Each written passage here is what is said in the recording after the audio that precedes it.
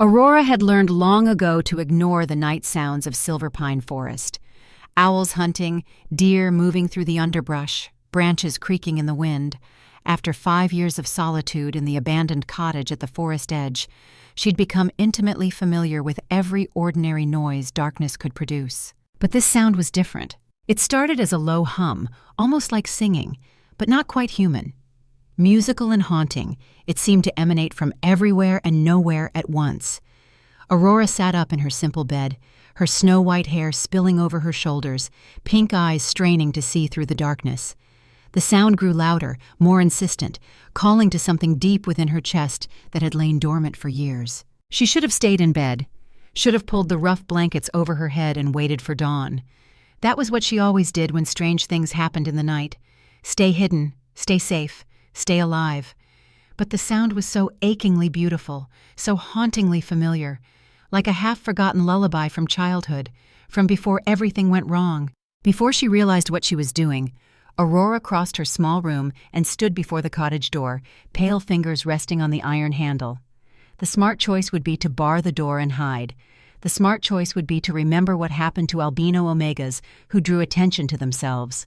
The smart choice would be to remember why she was hiding in this cottage in the first place. Her parents' faces flashed through her mind. Her mother, Elise, with her unusual silver blonde hair that had marked her as different even before Aurora was born, with even more striking differences. Her father, Marcus, who'd loved them both fiercely, despite the whispers and stares of their packmates. They had been respected healers in the Redwood Pack, valued for their skills, but always kept at arm's length because of their strange daughter. Aurora had been 10 when the Pack Alpha decided her appearance was a bad omen. White hair like fresh snow, pink eyes like dawn clouds, skin so pale it seemed almost translucent in certain light. He claimed she was cursed, that her very presence would bring misfortune to the pack. When her parents refused to send her away to distant relatives who might hide her, the Alpha had made their lives impossible. Constant harassment, denied resources, excluded from pack gatherings. Her father finally decided they would leave together, start over somewhere new where Aurora wouldn't be judged for how she looked. But the night before they were to leave, there had been an attack. Rogues, the pack claimed. But even at 10 years old, Aurora understood that rogues didn't usually target specific houses, didn't specifically attack families who had become inconvenient to their alpha. Her parents had hidden her in a cellar space they'd prepared, told her to stay silent no matter what she heard. She'd listen to the sounds above, the fighting, the screams, the final terrible silence. When she finally emerged the next morning, her parents were gone, their bodies taken away, and the Alpha had looked at her with cold satisfaction. "The rogues must have taken you for dead," he'd said. "Lucky for you. Now pack your things. You've got 1 hour before we escort you to the border." She'd been 10 years old. 10 years old and utterly alone with nothing but a bag of clothes, her mother's journal of healing knowledge, and her grandmother's necklace with a moon symbol that she'd been told never to remove. The pack had abandoned her at the edge of their territory and warned her never to return. Aurora had survived 5 years on the run before finding this forgotten cottage deep in Silver Pine. She'd been 15 then, exhausted from constantly moving, from the fear of being discovered and hurt again. The cottage had become her sanctuary, her hiding place, and she'd convinced herself she could live here forever, alone, but safe. But now, at 20, after half her life spent in solitude, this strange, compelling sound called to her with such urgency that her hand moved of its own accord, lifting the bar and pulling the door open. The sight that greeted her stole the breath from her lungs. Wolves. Dozens of them. No, more than that, perhaps 100. They filled her small yard, spilled out into the forest beyond, their eyes glowing in the moonlight like fallen stars. But these weren't normal wolves. They were massive, powerful, and they all bore the same mark on their right shoulders, a crown wreathed in thorns, the symbol of the Silver Crown Kingdom, the most powerful werewolf territory in the north. Aurora's heart stuttered. She'd spent years hiding from pack wolves, avoiding any settlement larger than a trading post, living off the land and keeping her distinctive appearance concealed beneath hoods and cloaks. And now the most powerful pack in the entire region had found her. She tried to close the door, but it was too late. The wolves had seen her. And more importantly, they weren't attacking. They weren't even growling. They simply watched her with an intensity that made her skin prickle with awareness. The singing sound had stopped the moment she opened the door, but now a new sound replaced it. Footsteps, heavy and deliberate, coming from the direction of the forest path. The wolves parted like water, creating a clear corridor through their ranks, and through this path walked a man. No, not just a man, the Alpha King. Aurora had never seen him before, but she knew instantly who he was. No one else could command such presence, such power. He was tall and broad-shouldered, dressed in dark leathers meant for travel, with silver-white hair that gleamed in the moonlight and eyes that burned gold like twin flames. He moved with predatory grace, and every wolf in the yard lowered its head in submission as he passed. He stopped 10 feet from her door, his gaze locking onto her face with an intensity that made her want to flee. But she was frozen, unable to move, unable to look away, unable to do anything but stand there in her thin nightdress with bare feet, while the most powerful werewolf in the north studied her as if she were a puzzle he needed to solve. "Aurora," he said, and his voice was deep and commanding, the kind of voice that expected to be obeyed. "Aurora of the White Moon bloodline, I've been searching for you for 3 years." Aurora's throat was too dry to speak. How did he know her name? How did he know about her bloodline? She'd never told anyone. Her grandmother had made her mother swear never to reveal what they were, never to let anyone discover the truth. "You don't need to be afraid," the Alpha King continued, taking a single step closer. "I'm not here to harm you. I'm here because I need you, because my pack needs you, because the entire North needs you." Aurora found her voice, forcing it to remain steady despite her fear. "I don't understand. I'm nobody, just someone trying to survive. How did you even find me?" "Your mother kept records," he said simply. "Hidden, encrypted, but records nonetheless. When I gained access to the old archives 3 years ago, I found references to the White Moon bloodline, to moon singers, and I found a letter your grandmother had written to my predecessor, begging for protection for her daughter and granddaughter." His jaw tightened. He refused. I did not. Aurora's fingers unconsciously reached for the moon pendant around her neck, the one her mother had insisted she never remove. "I still don't understand. What is a moon singer? What do you want from me?" The Alpha King, she still didn't know his name, looked past her into the cottage, then back at her face. "May I come in? This conversation requires more privacy than a forest full of wolves can provide."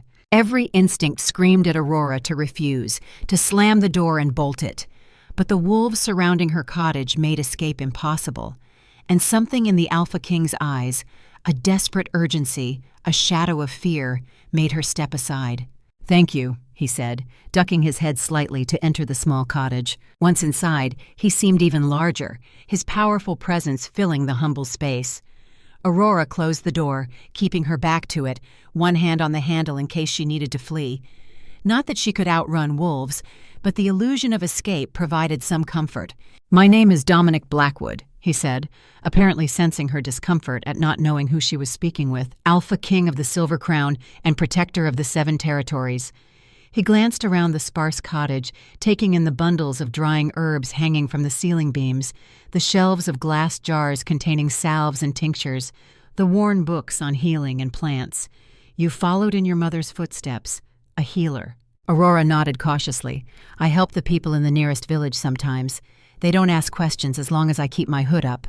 Dominic's golden eyes returned to her face, studying her unusual coloring with what seemed like fascination rather than disgust.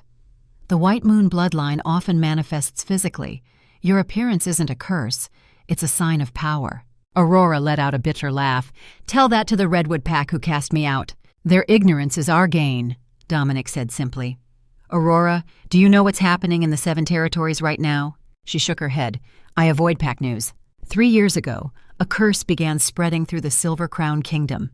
It affects our wolf forms, turns us feral, strips away our humanity until there's nothing left but rage and bloodlust." His voice remained steady, but Aurora caught the flicker of pain in his golden eyes. "It started with the outlying packs, but it's spread. Nearly a third of my people are affected now, including some of my most trusted warriors." Aurora frowned. "And what does this have to do with me?" "The Moonsingers were healers, but not like ordinary healers. They could heal through sound. through songs that could reach the very soul of a wolf.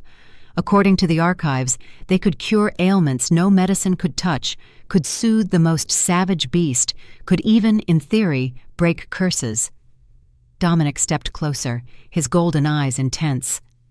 "You may be the last moon singer alive, Aurora, and you may be our only hope of stopping this curse before it destroys us all." Aurora shook her head, backing away until she hit the door. "No, you're mistaken. I can make salves and set broken bones, but I'm not whatever you think I am. I can't sing magic songs. I can't break curses.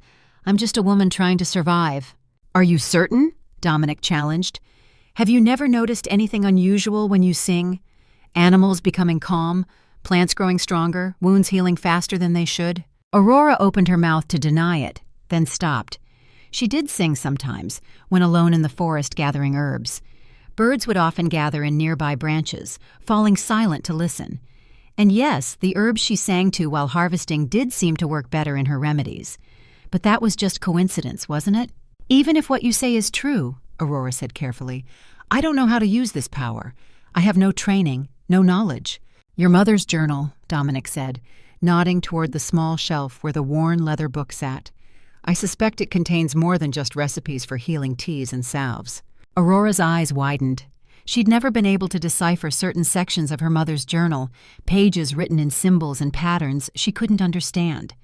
She had assumed they were some form of shorthand, but what if they were instructions, meant to be revealed to her when she was ready? "It doesn't matter," she said, shaking her head again. "Even if I could learn, why should I help you? No pack ever helped me. When my parents were killed, when I was cast out as a child, no one came to my aid. Why should I risk myself for wolves who would sooner see me dead than different?" Dominic didn't answer immediately. Instead, he moved to the cottage's single window and motioned for her to join him. When she reluctantly approached, he pointed to a wolf in the yard below, smaller than the others, with a graying muzzle and a scar across his muzzle. "That's Garrett," Dominic said quietly. "One of my oldest friends and most loyal warriors. His 8-year-old daughter was one of the first children affected by the curse. She hasn't been able to shift back to human form in months. She's kept in a special chamber, separated from the other children, because sometimes she doesn't recognize even her own father." The scarred wolf looked up at the window as if sensing their attention, his eyes reflecting the moonlight with a desperate hope that struck Aurora to her core. "I'm not asking you to save wolves you don't know," Dominic continued. "I'm asking you to save children who are suffering. I'm asking you to help prevent the spread of a curse that could eventually reach even this remote forest.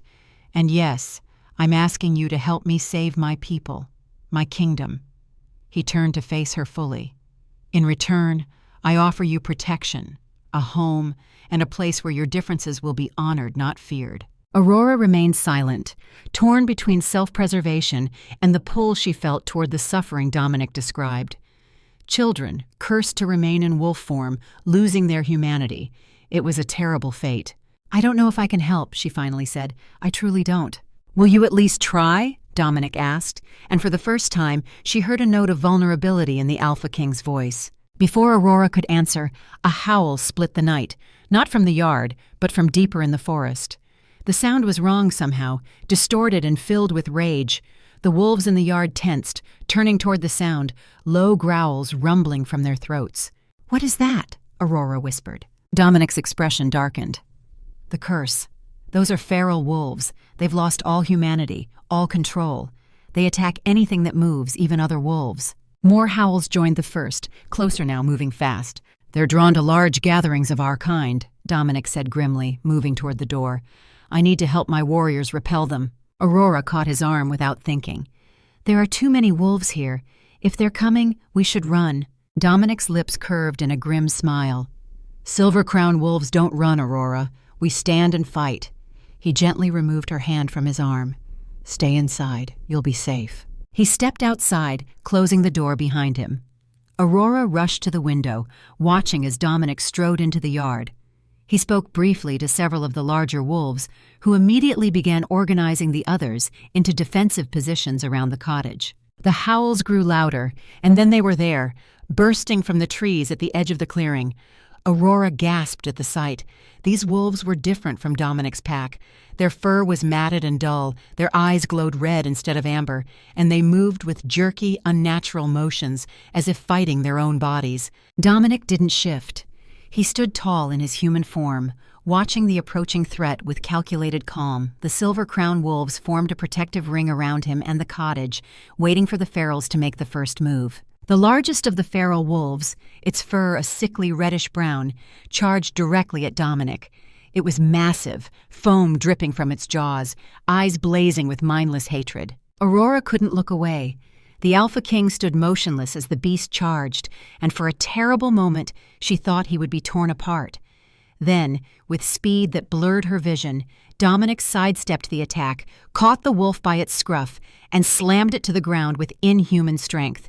"Return to your senses!" Dominic roared, his voice carrying power that made the air itself vibrate. The feral wolf snarled and snapped, fighting to break free. All around the yard, similar battles erupted as the silver crown wolves engaged the ferals, trying to subdue rather than kill them. But the ferals fought with the reckless abandon of creatures with no fear, no restraint, no humanity to lose. Aurora watched in horror as one feral broke through the defensive line and charged toward her cottage. Without thinking, she flung open the door, looking for a weapon, anything to defend herself. Her eyes fell on the iron poker by her small fireplace. She lunged for it, grabbing it just as the feral wolf reached her doorway. Time seemed to slow. The wolf's red eyes locked on hers, jaws open to attack. Aurora raised the poker, knowing it would do little against a creature this size. Fear coursed through her, but alongside it rose something else, a strange certainty, a feeling of power awakening. Without conscious thought, a sound escaped her lips. Not a scream, but a note, pure and high and filled with command. The note became a fragment of melody, words in a language Aurora didn't know she remembered, a snippet of song her mother used to sing when Aurora had nightmares as a child. The effect was immediate. The charging wolf skidded to a halt, its red eyes clearing momentarily, confusion replacing rage. It tilted its head, listening, as Aurora continued the melody, letting the strange words flow through her as if they'd always been there, waiting. The wolf took a step back, then another. Its aggressive posture softened, the tension leaking from its massive frame. For just a moment, intelligence returned to its eyes, the awareness of the human trapped inside the feral form. Then Dominic was there, placing himself between Aurora and the wolf. But he didn't attack. He stared at Aurora with astonishment, then back at the wolf, which was now sitting on its haunches, the red glow fading from its eyes. "Do you see?" Dominic asked quietly. "That is what a moonsinger can do. That is why I've been searching for you for 3 years." Around the yard, the fighting continued, though Dominic's wolves clearly had the upper hand. The feral that Aurora had affected remained calm, watching her with newfound awareness. Aurora stared at the wolf, then at her own hands, which trembled slightly. The song had come from somewhere deep within her, a place she hadn't known existed, and it had worked, momentarily at least, to break through the curse. "I don't understand what just happened," she whispered. "You awakened your gift," Dominic said.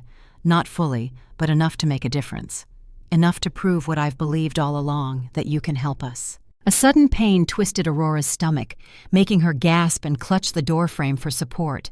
The brief song had taken more out of her than she realized, leaving her lightheaded and weak. Dominic caught her arm, steadying her. His touch was warm, almost hot against her perpetually cool skin. "The gift takes training to use safely," he said. "You've barely scratched the surface of what you can do, and already it drains you." Another howl, closer this time, signaled more ferals approaching. "We need to leave," Dominic said firmly. "Now that you've used your power, even minimally, they'll be drawn to you. The curse seeks to destroy anything that might threaten it." Aurora pulled away from his grip. "I can't just leave. This is my home." Dominic's expression softened slightly. "This is a hiding place, Aurora. It's where you've existed, not lived. Come with me to Silver Crown, learn what you truly are, help my people, and I promise you'll find something you've never had before, a true home, a place where you belong." Aurora looked around at the small cottage that had been her sanctuary for 5 years. It was safe, familiar, but Dominic was right. It was a place to hide, not live. And after what had just happened, Could she truly turn her back on the possibility that she might help children like Garrett's daughter? "I need to pack a few things," she said finally. "My mother's journal, some clothes, my herbs." Relief flickered across Dominic's face. "Make it quick. We leave in 5 minutes." While Aurora gathered her few possessions, stuffing them into a worn leather satchel, Dominic conferred with his wolves, organizing their retreat. She made sure to pack her mother's journal, carefully wrapping it in a soft cloth before placing it in her bag. The moon pendant she kept around her neck, its familiar weight oddly comforting now that she knew it might be more than just a family heirloom. When she emerged from the cottage, Dominic had shifted into his wolf form, a massive silver beast with the same burning gold eyes he had as a human. Around him, the Silver Crown wolves had formed a protective formation, with the smallest members in the center and the largest, fiercest wolves forming a perimeter. The wolf that Aurora had affected with her song now stood close to Dominic, the red completely gone from its eyes. It looked at her with what seemed like gratitude, though its movements were still stiff, as if it was fighting against the curse's return. Dominic padded over to Aurora and lowered his massive form, clearly indicating she should ride on his back. "I can walk," she protested. A low growl was his only response, his golden eyes flicking meaningfully toward the forest, where more howls indicated the approaching ferals. Aurora sighed and climbed awkwardly onto the Alpha King's back, clutching handfuls of his thick silver fur to steady herself. His body was furnace-hot beneath her, a stark contrast to her own naturally cool skin. With a short bark of command, Dominic led his pack away from the cottage, setting a pace that had Aurora clinging desperately to his fur to avoid falling. She looked back once at the small cottage that had been her sanctuary, wondering if she would ever see it again. As they disappeared into the deeper forest, heading north toward the Silver Crown Kingdom, Aurora tried to process everything that had happened in the last hour. The Alpha King had found her. She might be the last of an ancient bloodline with the power to heal through song. And she was now riding on the back of the most powerful werewolf in the north, heading toward a kingdom she'd only heard rumors about, to try to break a curse she barely understood. The logical part of her mind screamed that this was madness, that she was placing herself in the power of wolves who might turn on her the moment she was no longer useful. But another part, the part that had sung to the feral wolf without thinking, the part that had always known she was different in ways beyond her appearance, whispered that this was her destiny. They traveled through the night, the wolves moving with tireless efficiency through the dense forest. Aurora drifted in and out of consciousness, exhausted by the events of the night and the strange power she had briefly wielded. Each time she started to slip from Dominic's back, he would adjust his pace slightly, keeping her balanced. Dawn was breaking when they reached a high ridge overlooking a valley. Dominic stopped, allowing Aurora to slide from his back and stand on shaky legs. Below them stretched the Silver Crown Kingdom, a massive stone fortress built into the side of a mountain, surrounded by smaller structures and ringed by a high stone wall. Even from this distance, Aurora could see wolves patrolling the wall, their forms tiny but vigilant. "It's enormous," she breathed. Dominic shifted back to human form, now dressed in the same dark leathers he'd worn earlier. Aurora had heard that the most powerful alphas could manifest clothing when they shifted, but she'd never seen it before. "Silver Crown is the oldest of the 7 kingdoms," he said, standing beside her. "My family has ruled here for 15 generations. And now it might fall because of a curse." Aurora looked at him. "Why would someone do this? Who has the power to curse an entire kingdom?" Dominic's jaw tightened. "Her name is Serena. She was once a member of our pack, a woman with rare magical abilities. She was to be my mate, an arrangement made for political purposes." His golden eyes darkened with anger and something that might have been regret. "When I broke the betrothal, she swore revenge. We thought it was just the bitter words of a rejected woman, but then wolves began turning feral. By the time we realized what was happening, she had disappeared." Aurora frowned. "You rejected her, and she cursed your entire kingdom? That seems extreme." "There's more to it," Dominic admitted. "Political alliances, broken promises, ancient grudges between bloodlines. The rejection was merely the spark that lit a fire that had been building for generations." A gray wolf with a scarred muzzle approached. Garrett, Aurora remembered. He shifted smoothly into human form, revealing a man in his 40s with graying hair and deep lines etched around his eyes. The scar on his muzzle translated to a jagged mark across his cheek in human form. "My king," Garrett said, his voice rough as if rarely used. "The scouts report no sign of ferals following us. We should reach the fortress by midday." Dominic nodded. "Good. Make sure everyone gets water and rest before we continue." Garrett's weathered face turned to Aurora, his eyes filled with desperate hope. "Is it true?" he asked. "Are you a moon singer? Can you help my Lily?" Aurora felt the weight of his hope like a physical burden. "I don't know," she answered honestly. "I didn't even know what a moon singer was until last night, but I promise I'll try to help your daughter." Tears welled in the hardened warrior's eyes. "Thank you," he whispered. "That's all I can ask." He bowed deeply to both of them before returning to the pack. "He's a good man," Dominic said quietly. "One of my most loyal. He's been sitting outside his daughter's chamber every night for months, talking to her, reminding her of who she is, trying to reach the human child inside the feral wolf." "And the others?" Aurora asked. "How many are affected by the curse?" Dominic's expression grew grim. 342 at last count, 78 of them children. He turned to face her fully. "I won't lie to you, Aurora. The situation is desperate. My strongest warriors are falling one by one. I myself have begun to feel the curse working on me, though I've been able to resist it so far." Aurora's eyes widened. "You're cursed too?" Dominic nodded once, his jaw tight. "All alphas are affected, though we can fight it longer than most. The curse targets the wolf inside us, turns its natural instincts toward rage and destruction. The stronger the wolf, the harder the curse has to work, but also the more dangerous we become if we fall." Aurora studied him with new understanding.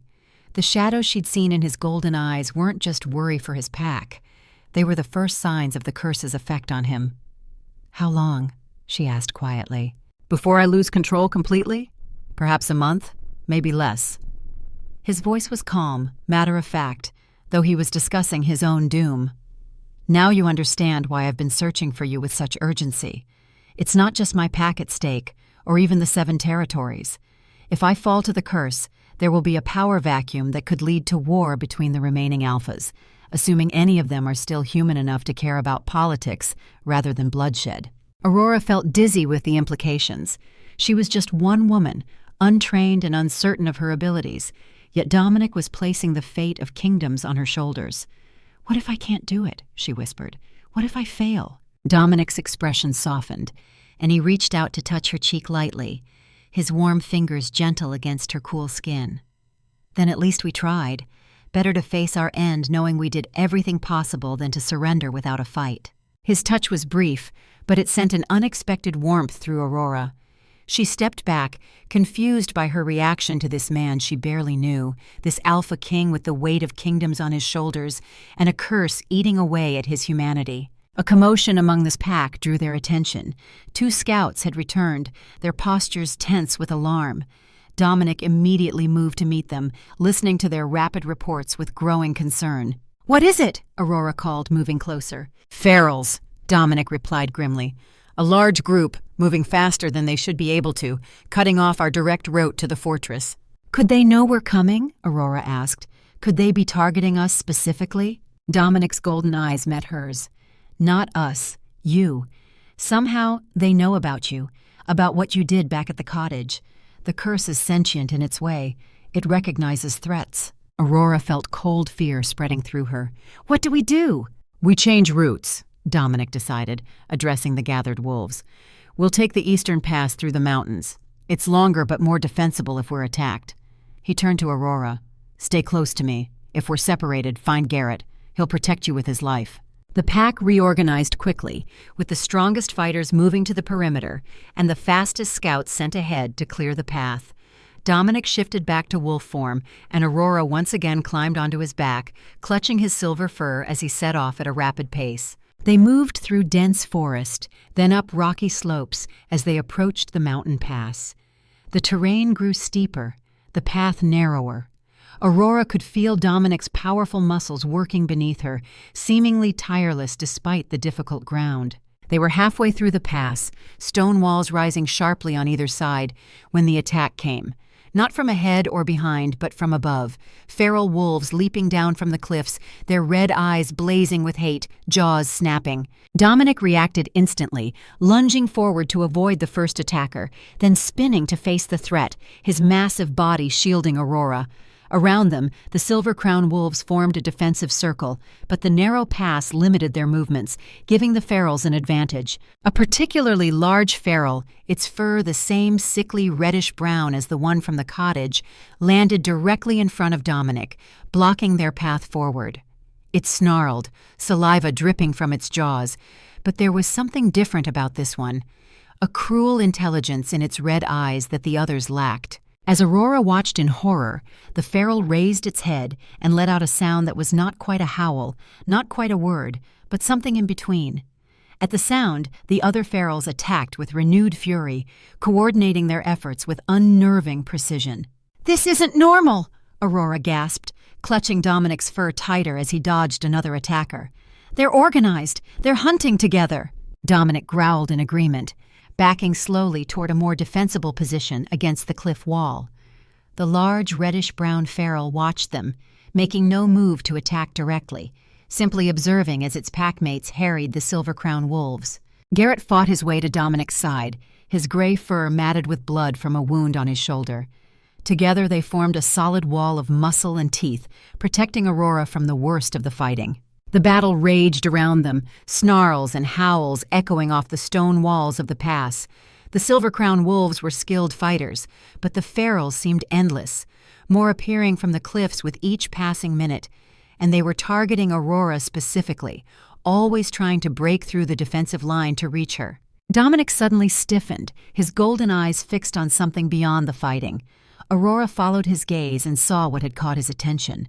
A small group of Silver Crown wolves was trapped against the far wall, separated from the main pack and surrounded by ferals. Among them were the smallest members of the pack, the ones too young or too old to fight effectively. Aurora felt Dominic's internal struggle as if it were her own. Stay with her and ensure her safety, or go to the aid of his vulnerable pack members. It was the impossible choice of a leader, the mission or his people. Before he could decide, the large reddish-brown feral made its move. With shocking speed, it leaped over the fighting wolves and landed directly beside Dominic, its massive jaws closing around his foreleg with bone-crushing force. Dominic roared in pain but didn't falter. He twisted, snapping at the feral's neck, forcing it to release his leg. But the damage was done. Aurora could see blood flowing from the wound, and Dominic's weight shifted to compensate for the injured limb. The feral backed away, watching with what could only be described as satisfaction in its red eyes. Then it charged again, not at Dominic this time, but at Aurora directly. Time seemed to slow. Aurora saw the feral coming, knew she couldn't avoid it. Dominic was turning to intercept, but his injured leg slowed him just enough that he wouldn't make it in time. Garrett lunged forward, but he too was too far away. Aurora did the only thing she could think of. She sang. The melody came easier this time, flowing from some deep well of memory she hadn't known she possessed. The words were ancient, in a language she didn't consciously know, yet understood perfectly in that moment. It was a song of command, of binding, of forcing the wolf nature to heal before human will. The effect was immediate and dramatic. The charging feral skidded to a halt, its body convulsing as if caught between two opposing forces. The red glow in its eyes flickered, dimming momentarily, then flaring brighter as it fought against Aurora's song. Aurora didn't stop. She poured everything she had into the melody, feeling strength draining from her limbs as the song demanded more of her than she had to give. But still she sang, focusing on the feral before her, seeing beyond its twisted, cursed form to the wolf, the person, trapped inside. Around them, the battle paused as both Silver Crown wolves and ferals turned to watch the confrontation. The feral was still now, its massive head lowered, trembling as if in terrible pain. The red glow in its eyes dimmed, then dimmed further, until Aurora could see their natural color emerging, a deep, rich brown. For a brief, hopeful moment, Aurora thought she'd broken through completely. Then, with a snarl of pure hatred, the feral shook its head violently, and the red glow returned, brighter than before. It launched itself at Aurora with renewed fury. But now Dominic was there, intercepting the attack, his massive jaws closing around the feral's throat. There was a terrible sound of tearing flesh, and the feral dropped lifelessly to the ground, its red eyes dimming for the final time. Aurora's song faltered and died as exhaustion overwhelmed her. She swayed on her feet, her vision darkening around the edges. The last thing she saw before consciousness fled was Dominic standing over her, blood on his silver muzzle, his golden eyes filled with concern, and something else. Hope. When Aurora regained consciousness, she was moving, still on Dominic's back. The light had changed. It was late afternoon now, the sun beginning its descent toward the horizon. They were out of the mountain pass, traveling through a forested valley. The fortress of Silver Crown loomed ahead, much closer now, its stone walls catching the golden light of the setting sun. "What happened?" she mumbled, her throat raw from the song. Dominic didn't answer. Couldn't in his wolf form, but he flicked an ear back to acknowledge that he'd heard her. Garrett appeared beside them, now in human form, his shoulder bandaged. "You nearly broke the curse," he said, his voice filled with awe. "That feral, it was one of the first to turn, one of the strongest, and you almost brought it back." Aurora frowned, trying to make sense of her jumbled memories. "But I failed. It attacked again." "Yes, but not before we all saw what you can do," Garrett insisted. "Not before we saw proof that the curse can be fought, can be broken. Do you understand what that means? There's hope now where there was none before." Aurora didn't feel like a bearer of hope. She felt drained, her body aching as if she'd run for miles, her mind foggy with exhaustion. "How many were lost?" she asked quietly. Garrett's expression sobered. 3. Good wolves, brave fighters. But it would have been many more without you. The song you sang didn't just affect the one feral. It disoriented all of them, gave us the advantage we needed to break through and escape." Aurora closed her eyes, grief for the fallen mixing with relief that more hadn't been lost. She hadn't asked for this responsibility, this power, but it was hers nonetheless. And people had died today while she was trying to learn how to use it. "We're almost home," Garrett said, mistaking her silence for continued weakness. "The healers will tend to you there. Rest now. You've earned it." Aurora didn't respond, letting herself drift as Dominic continued toward the fortress. Her mind was too full, too chaotic to process everything that had happened. In the space of a day, she'd gone from a solitary healer hiding in a cottage to a moon singer riding on the back of an alpha king, heading toward a fortress where hundreds of cursed wolves awaited her help. The fortress grew larger as they approached, its massive stone walls rising high above them. Guards atop the walls spotted their approach and raised an alarm, not of warning, but of welcome.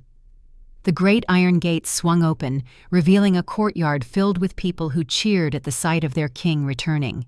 As they passed through the gates, Aurora held tight to Dominic's fur, suddenly overwhelmed by the sheer number of people.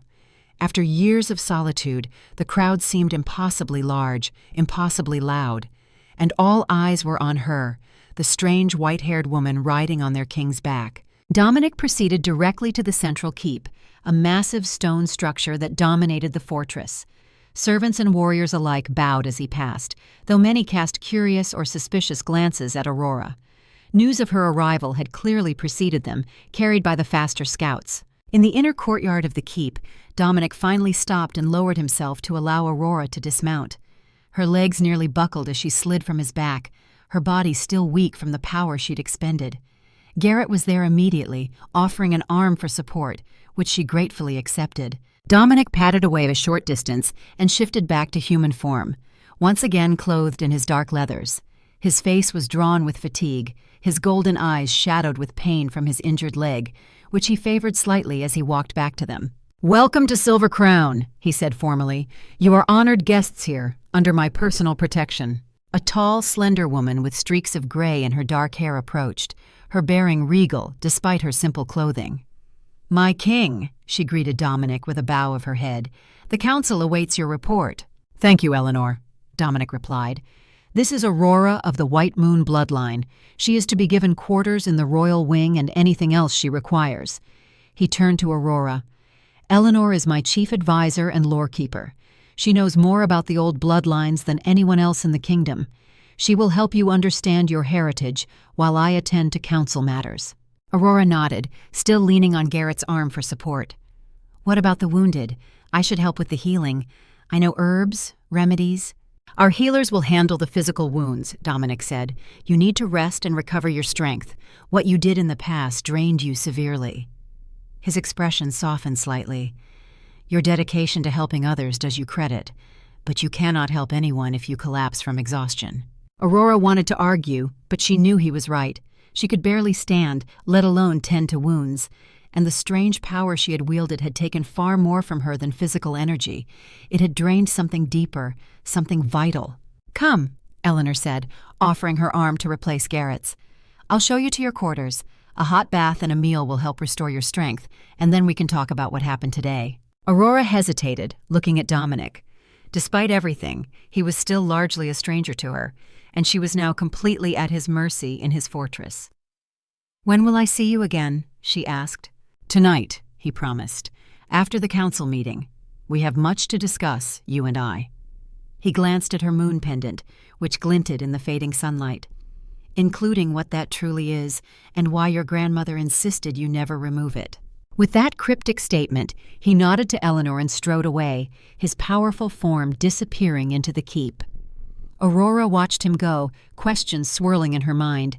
Then, with a sigh, she allowed Eleanor to lead her inside, away from the curious stares of the gathered wolves. The royal wing was opulent compared to Aurora's simple cottage. Her chambers consisted of a bedroom larger than her entire former home, a private bathing room, and a small study filled with books. Servants had already prepared a bath, the steam rising invitingly from the copper tub. I'll have food sent up, Eleanor said, helping Aurora to a chair. Is there anything specific you require? Any dietary restrictions? Aurora shook her head, still overwhelmed by the sudden change in her circumstances. No, anything is fine, thank you. Eleanor studied her with keen, intelligent eyes. You've had quite a day, discovering your heritage, leaving your home, fighting ferals, using powers you didn't know you possessed. It's a lot to process. That's putting it mildly, Aurora agreed with a weak smile. Rest, Eleanor advised. Eat, bathe. We'll talk when you've recovered some strength. She moved to leave, then paused at the door. For what it's worth, I believe the king was right to seek you out. I've studied the old texts, the histories of the White Moon bloodline. What you did today, affecting multiple ferals with a single song, nearly breaking through to one completely, that's extraordinary for an untrained singer. You have great potential, Aurora. After Eleanor left, Aurora sat motionless for several minutes, trying to ground herself in this new reality. Then, moving slowly, she undressed and lowered herself into the bath, letting the hot water soothe her aching muscles. As she soaked, she thought about everything that had happened since the previous night. Had it really been less than a day since she'd opened her door to find wolves filling her yard?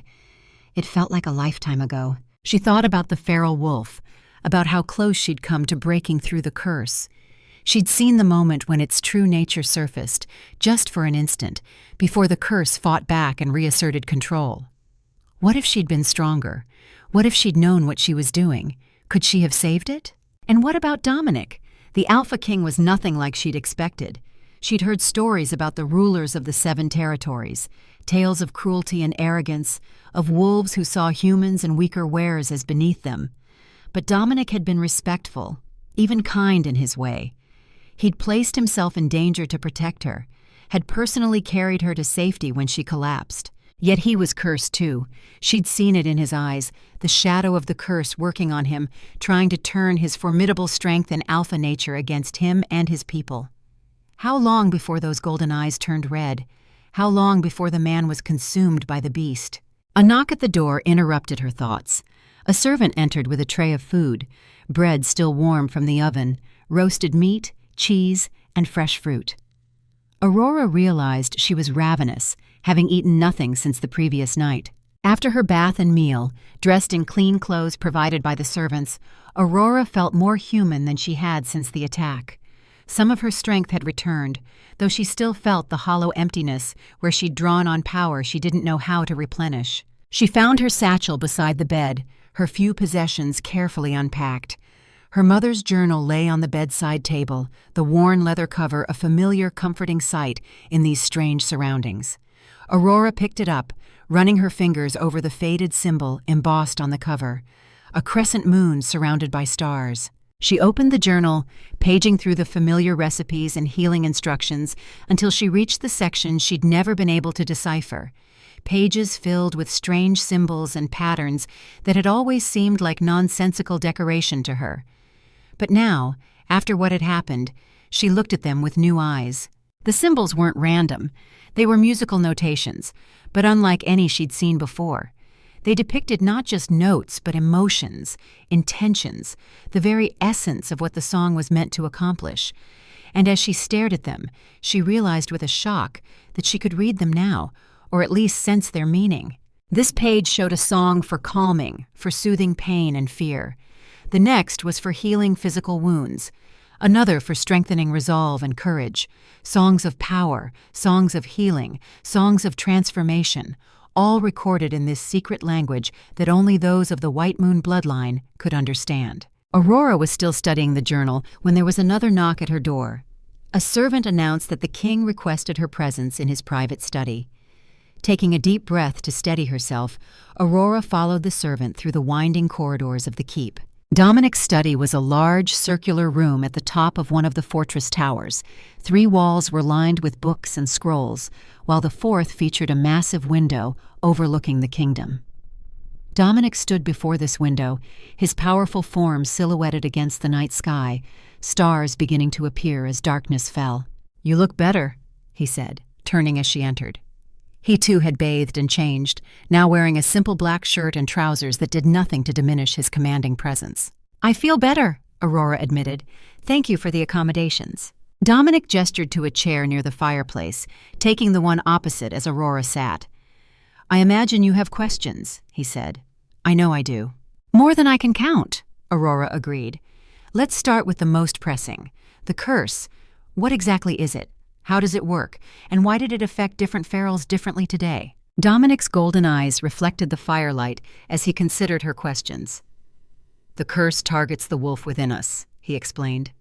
"It twists our natural instincts, territory, pack, protection, into rage and bloodlust. It begins with small things, increased aggression, difficulty shifting, violent dreams, then progresses to the inability to maintain human form, followed by the loss of human consciousness within the wolf form. But that red-furred feral was different, Aurora pressed. It was directing the others. It seemed aware. Dominic's expression darkened. That was Cain, once my beta and second-in-command. He was one of the first to succumb to the curse, and yes, he seems to have retained some human intelligence within the feral form. Serena has connected with him somehow, uses him to control the other ferals. So she's actively directing them? Aurora asked, alarmed. It's not just a curse she set in motion? She's still controlling it? We believe so, Dominic confirmed, which is why your arrival has caused such a reaction. The attack today wasn't random. The ferals were sent specifically to stop you from reaching Silver Crown. Because I'm a threat to the curse, Aurora murmured, thinking of how her song had affected the ferals. Precisely. Dominic leaned forward, his golden eyes intense in the firelight. You nearly broke through to Cain today. He's been feral for over a year, completely lost to the curse, and with a single song, your first conscious use of your power, you almost brought him back. The implications were staggering. So if I learn to control this power, to use it properly, you could break the curse entirely, Dominic finished for her. Not just temporarily affect individual ferals, but potentially cure them all. Aurora touched her moon pendant unconsciously. And this? You said you knew what it was. Dominic's gaze dropped to the pendant, his expression unreadable. It's a moonstone, a crystal that once grew only in the sacred groves where the White Moon bloodline made their home. They're extremely rare now, almost extinct like the bloodline itself. The stone amplifies a singer's power, helps focus it. So that's why my grandmother insisted I never remove it, Aurora mused. She was protecting me, making sure I would have it if my power manifested. Yes, but there's more to it than that, Dominic said quietly. The stone doesn't just amplify power, it helps control it. Without it, when your abilities first manifested, they could have overwhelmed you, drawn too much from you at once. Aurora remembered the hollow emptiness she'd felt after singing in the mountain pass. Like today, Dominic nodded. But much worse, potentially fatal. The stone regulates the flow of power, prevents you from burning yourself out completely." His expression grew troubled. "Even with the stone, you pushed yourself dangerously far today. If you'd continued much longer, trying to break through to Cain completely—" Aurora shivered at the implication. "I could have died." "Which is why training is essential," Dominic stressed. "You need to learn how to access your power safely, how to direct it precisely, how to replenish it afterward." "And who will teach me?" Aurora asked. "You said yourself I might be the last moonsinger alive." "Eleanor has studied the old texts extensively. She can guide you through the theoretical aspects," Dominic explained. "And your mother's journal, does it contain instructions?" Aurora nodded slowly. "I think so. There are pages I could never read before, but now it's like they're beginning to make sense to me. Music notations, but different from any I've seen." "Good." Dominic seemed relieved. "Between Eleanor's knowledge, your mother's journal, and your own instincts, we should be able to develop your abilities." He hesitated, then added, "But time is not on our side." "Because of how far the curse has spread," Aurora said, "and because of you." She studied his face, noting the shadows under his golden eyes, the tension in his powerful frame. "How long have you been fighting it?" 6 months, Dominic admitted. "Longer than any other alpha has managed, but it's growing stronger, especially after I use my alpha power or shift forms."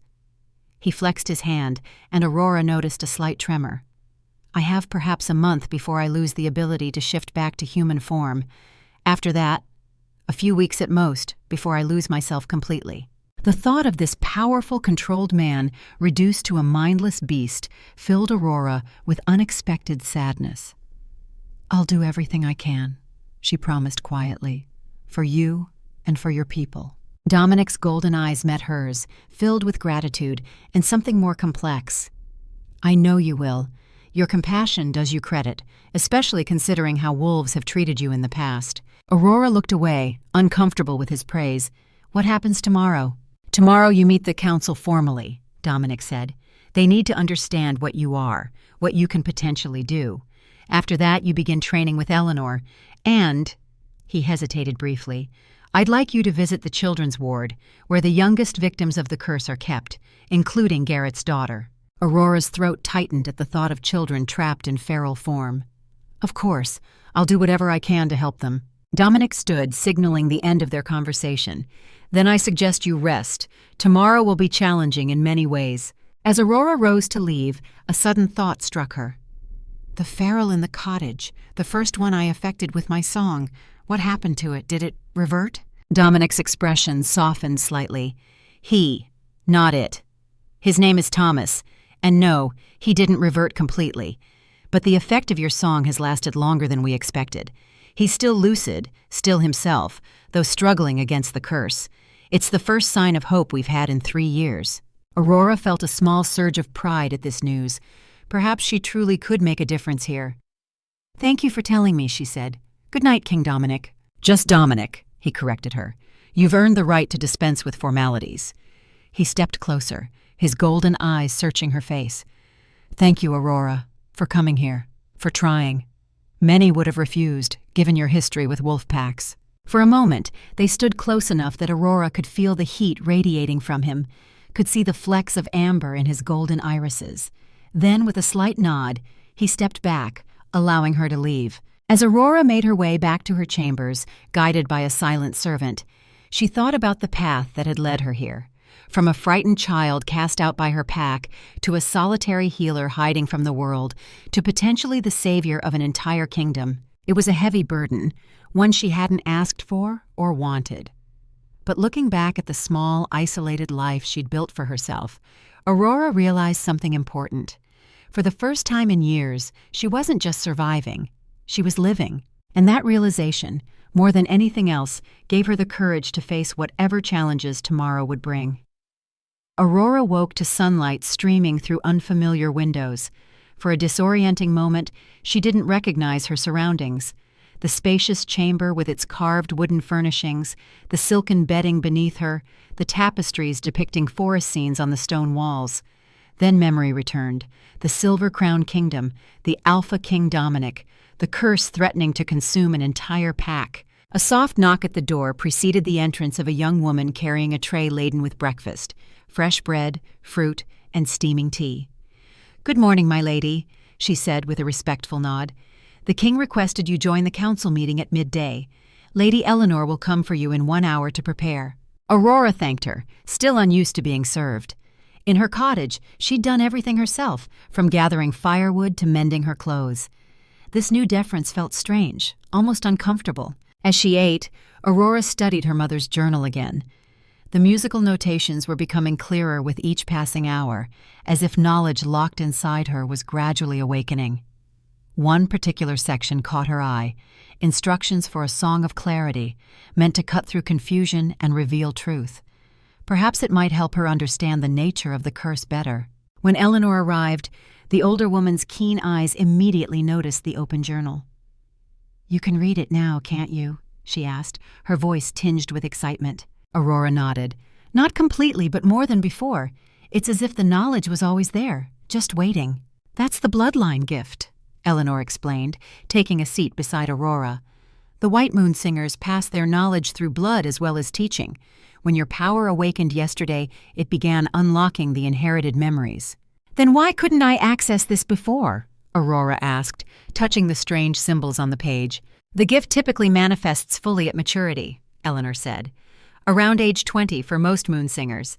You're right on time," she smiled slightly, "though the circumstances are more dramatic than usual." Eleanor helped Aurora dress in clothes more befitting her new position, a simple but elegant gown of pale blue that complemented her white hair and unusual pink eyes. As they prepared, Eleanor briefed her on what to expect at the council meeting. "The council consists of 5 members, including the king," she explained. "Myself, as lorekeeper, Magnus, the war commander, Sophia, chief healer, and Captain Garrett, who you've already met." "The father of the cursed girl," Aurora remembered. Eleanor nodded. "Yes, his position gives him extra motivation to support your presence here. Others may be more skeptical." She fastened a silver clasp at Aurora's shoulder. "Magnus in particular. He's old school, believes in strength above all else. The idea of an Omega being the key to our salvation doesn't sit well with him." "And what about you?" Aurora asked directly. "Do you believe I can help?" Eleanor's weathered face grew solemn. "I've spent 30 years studying the old texts, searching for solutions since the curse began. Everything I've found points to the moon singers having the power we need.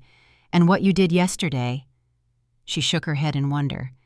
"Even untrained, you affected multiple ferals at once. With proper training, yes, I believe you may be our last hope." The council chamber was a circular room with a round table at its center, symbolizing equality among the members, though the slightly larger chair where Dominic sat made his superior status clear. The Alpha King rose when Aurora entered, and the others followed suit, though Aurora noted the reluctance in Magnus's movements. The war commander was an imposing figure, tall and broad-shouldered like Dominic, but older, perhaps in his 50s, with salt and pepper hair cropped short and cold gray eyes that assessed Aurora with unconcealed skepticism. Beside him sat Sophia, the chief healer, a serene woman with dark skin and kind eyes who offered Aurora an encouraging smile. "Aurora of the White Moon bloodline," Dominic said formally. "Welcome to the Council of Silver Crown. Please be seated." Aurora took the empty chair between Eleanor and Sophia, feeling intensely out of place among these powerful wolves. The weight of their expectations pressed down on her like a physical force. "Yesterday's events have been explained to the council," Dominic continued. "They understand what you are and what you did in the mountain pass. Now we must discuss how best to utilize your abilities." "With respect, my king," Magnus interrupted, his deep voice gruff. "What we witnessed was a moment of instinctive power that ultimately failed. The ferals still had to be killed. How can we be certain this—" He glanced at Aurora. "This Omega can actually break the curse?" "I don't claim certainty, Magnus," Dominic replied evenly. "I claim hope. More hope than we've had in 3 years." "The texts are clear," Eleanor added. "The moon singers had the power to heal at the soul level, to reach the essence of a wolf beneath physical form. What other power could counter a curse that attacks our very nature?" Magnus scowled. "Ancient texts and bedtime stories. Meanwhile, we lose more warriors every day. 3 good fighters died yesterday protecting her. And how many more would have died without her intervention?" Garrett countered, speaking for the first time. You weren't there, Magnus. I was. Her song affected all the ferals, not just Cain. It gave us the edge we needed to escape with minimal losses. Aurora listened to them debate her value as if she weren't present. The argument felt painfully familiar. Wolves deciding her worth based on what she could offer, what she could do for them. Just like the Redwood Pack that had cast her out when they decided her differences made her worthless. I understand your skepticism, she said suddenly, her quiet voice cutting through the heated discussion. 5 pairs of eyes turned to her in surprise. I share it. Yesterday was the first time I've ever consciously used this power. I don't know its limits or even how to control it properly. She met Magnus's cold stare directly. But I do know what I felt when I sang to that feral. Cain, you called him. I felt the human inside fighting to resurface. I nearly reached him before the curse fought back. With training, with practice, I believe I can break through completely. And how long will this training take? Magnus demanded. The king has less than a month before the curse claims him too. Many others have even less time. Then we should begin immediately, Aurora replied calmly, starting with the children. A hushed silence fell over the room. Sophia leaned forward. The children? You want to start with the most vulnerable? Aurora nodded. For 2 reasons. First, children are more adaptable, their identities less rigidly fixed than adults. If the curse works by suppressing the human consciousness, children might be easier to reach. She turned to Garrett. And second, because no parent should have to watch their child suffer when there's even a chance I might help. Garrett's weathered face showed raw emotion. My Lily, you think you can help her? I want to try, Aurora said softly. Today, if possible. Dominic studied her with those penetrating golden eyes, as if measuring her resolve. The children's ward is in the East Wing, specially reinforced to contain feral strength. There are 19 children currently affected, ranging in age from 4 to 12. Lily is 8. I'll need some time to prepare, Aurora said, thinking of the songs in her mother's journal. To study the right melodies, and I'll need to understand exactly how the curse manifests in children compared to adults. Sophia nodded. I can provide that information. I've been monitoring the progression in all patients. Then it's decided, Dominic declared. Aurora will attempt to reach the cursed children this afternoon. He fixed Magnus with a stern look. Unless there are further objections? The war commander's jaw tightened, but he shook his head. No objections to the attempt, but I maintain my reservations about pinning all our hopes on untested magic. Noted, Dominic said dryly. Now there's the matter of security. The attack in the mountain pass proves the ferals, or rather Serena, knows about Aurora and sees her as a threat. We must ensure her safety within the fortress. I've already doubled the guards on the walls and at every entrance, Magnus reported grudgingly. Good, but I want personal protection for Aurora at all times, Dominic said. Someone experienced in combat, but also familiar with the curse. I volunteer, Garrett said immediately. Dominic nodded. Accepted. Captain Garrett will be your personal guard, Aurora. He'll remain outside your chambers at night and accompany you throughout the fortress during the day. Aurora wanted to protest that she didn't need a babysitter, but the memory of the coordinated feral attack was still fresh in her mind. These weren't mindless beasts. They were being directed by an intelligent, vindictive force, and that force wanted her dead. Thank you, she said to Garrett, who inclined his head in acknowledgement.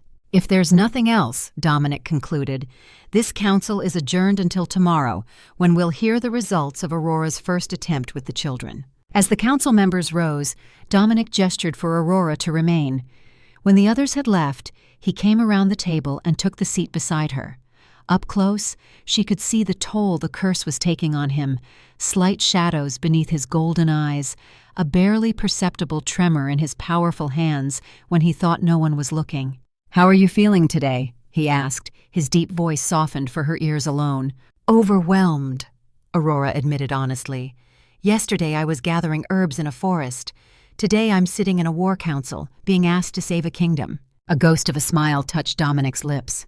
Life changes quickly sometimes. You would know, Aurora said. 3 years ago, you were a powerful alpha king with a secure rule. Now you're fighting for your pack's survival and your own. Dominic's expression sobered. The curse has taught me humility, if nothing else. No matter how strong you are, there's always something stronger. He studied her face. You surprised Magnus. He didn't expect you to stand your ground. "I've dealt with his type before," Aurora said.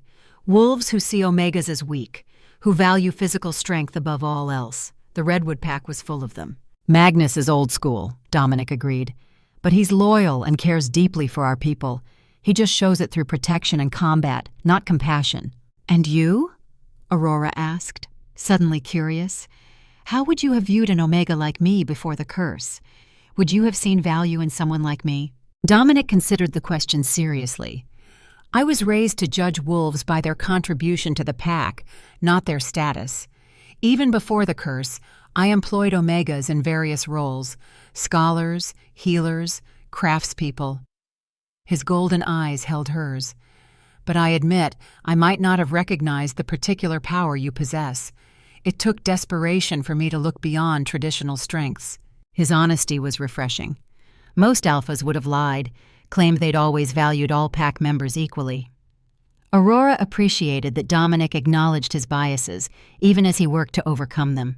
"I should prepare for this afternoon," she said, rising from her chair. Dominic stood with her. "Eleanor will help you study the appropriate songs from your mother's journal. Sophia will brief you on the children's conditions." He hesitated, then added, "Don't push yourself too far today. What you did in the mountain pass drained you severely. The children have waited this long. They can wait another day if you need to rest." The concern in his voice seemed genuine, not merely the worry of a leader for a valuable asset. "I'll be careful," Aurora promised. "But these children have suffered long enough. If there's any chance I can help them today, I have to try." Dominic nodded, respect evident in his golden eyes. "I'll come to the children's ward later. I want to witness this myself." For the next few hours, Aurora immersed herself in preparation. Eleanor helped her identify songs in her mother's journal specifically designed for healing young wolves, for calming fear, for strengthening the human connection to the wolf form. Sophia provided detailed notes on each affected child, including when they had first shown symptoms and how far the curse had progressed. Lily, Garrett's daughter, had been unable to shift back to human form for 3 months. Unlike some of the other children who still had moments of lucidity, she had stopped recognizing her father 2 weeks ago, though she didn't attack him as she did other adults.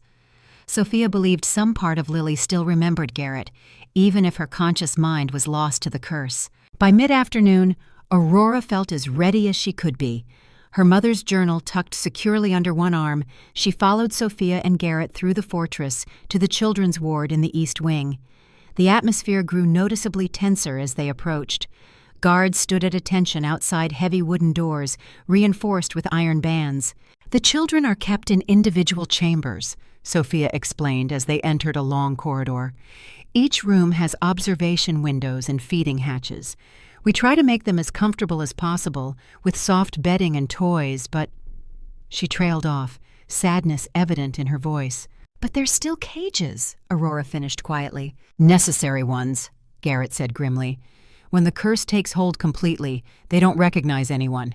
They would attack their own siblings, their own parents." Sophia led them to a room at the end of the corridor. "This is the common area. We bring the children here one at a time for exercise and assessment.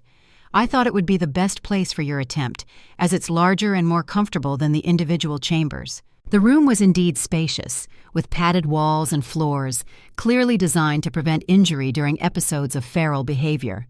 Large windows high in the walls let in natural light, and a few sturdy toys, balls and ropes that could withstand powerful jaws, lay scattered about.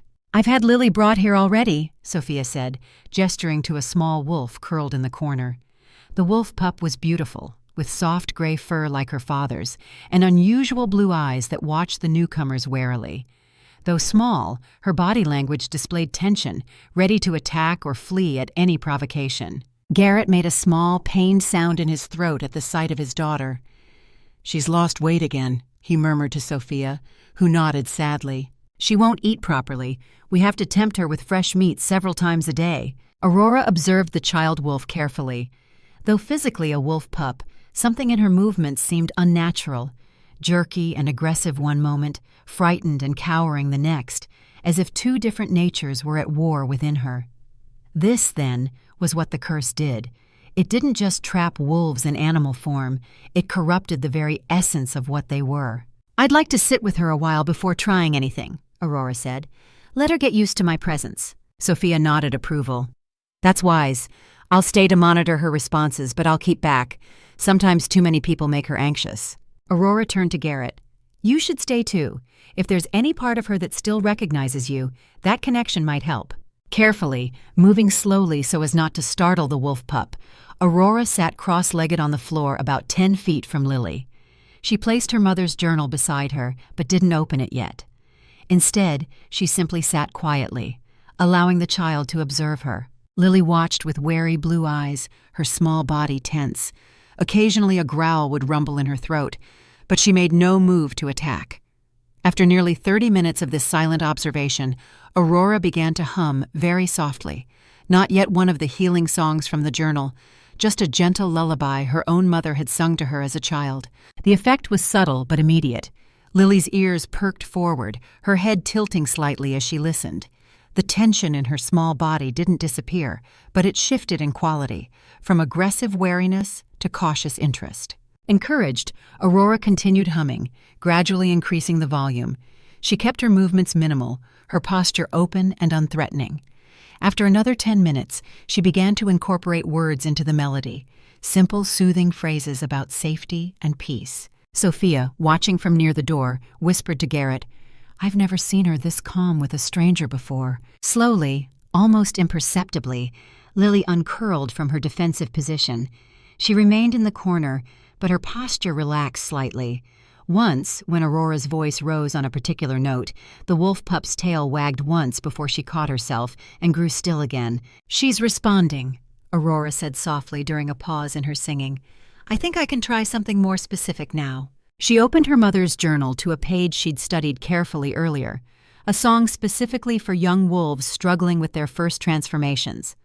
While not designed for curse breaking, its purpose was similar, to help a young wolf find harmony between their human and animal natures. The notation was complex, with symbols indicating not just notes, but emotional intent and energetic direction. Aurora took a deep breath, centering herself, feeling the weight of the moon pendant against her skin. Then she began to sing.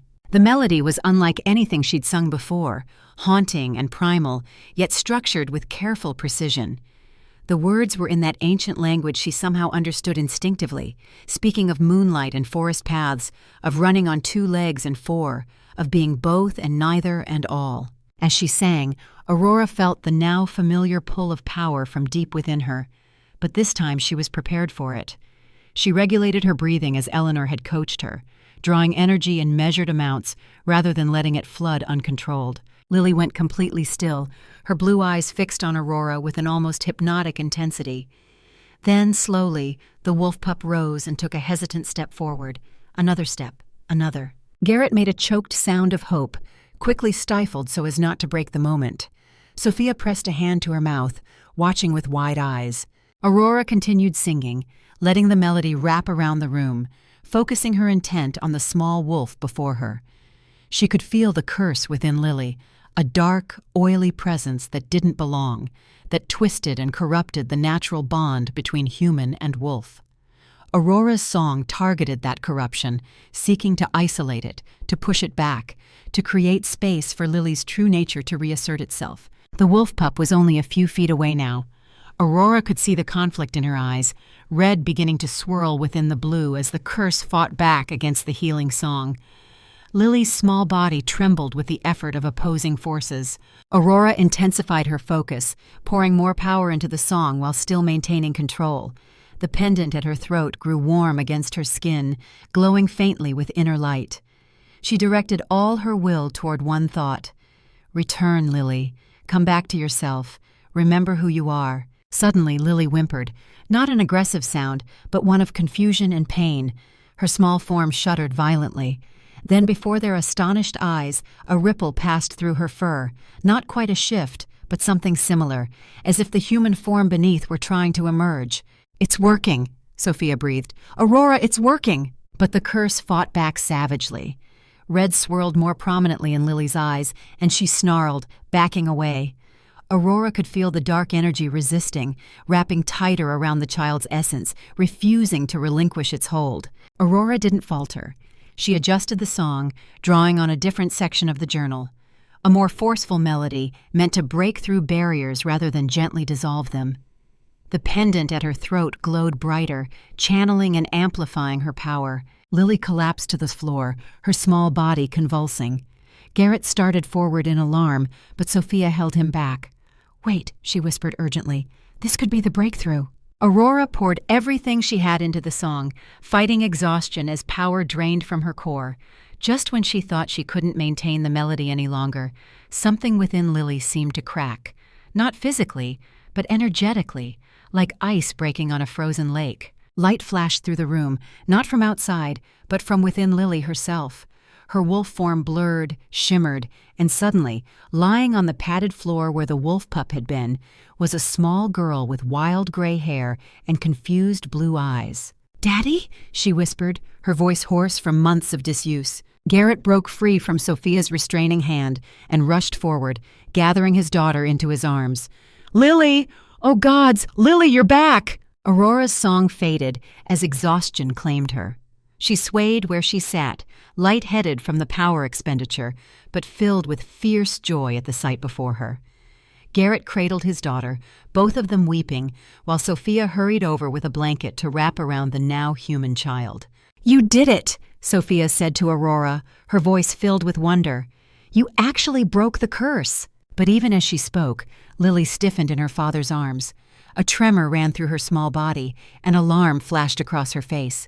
"Daddy, something's wrong," she whimpered. "It's coming back. I can feel it coming back." Aurora struggled to her feet, reaching for her power again, but she had depleted her reserves too severely.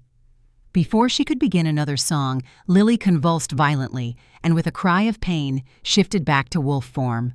The transformation was horrific to witness. Not the smooth, natural shift of a healthy werewolf, but a tortured, twisted version. As soon as it completed, the red glow returned to Lily's eyes, and she snarled at her father, no recognition remaining.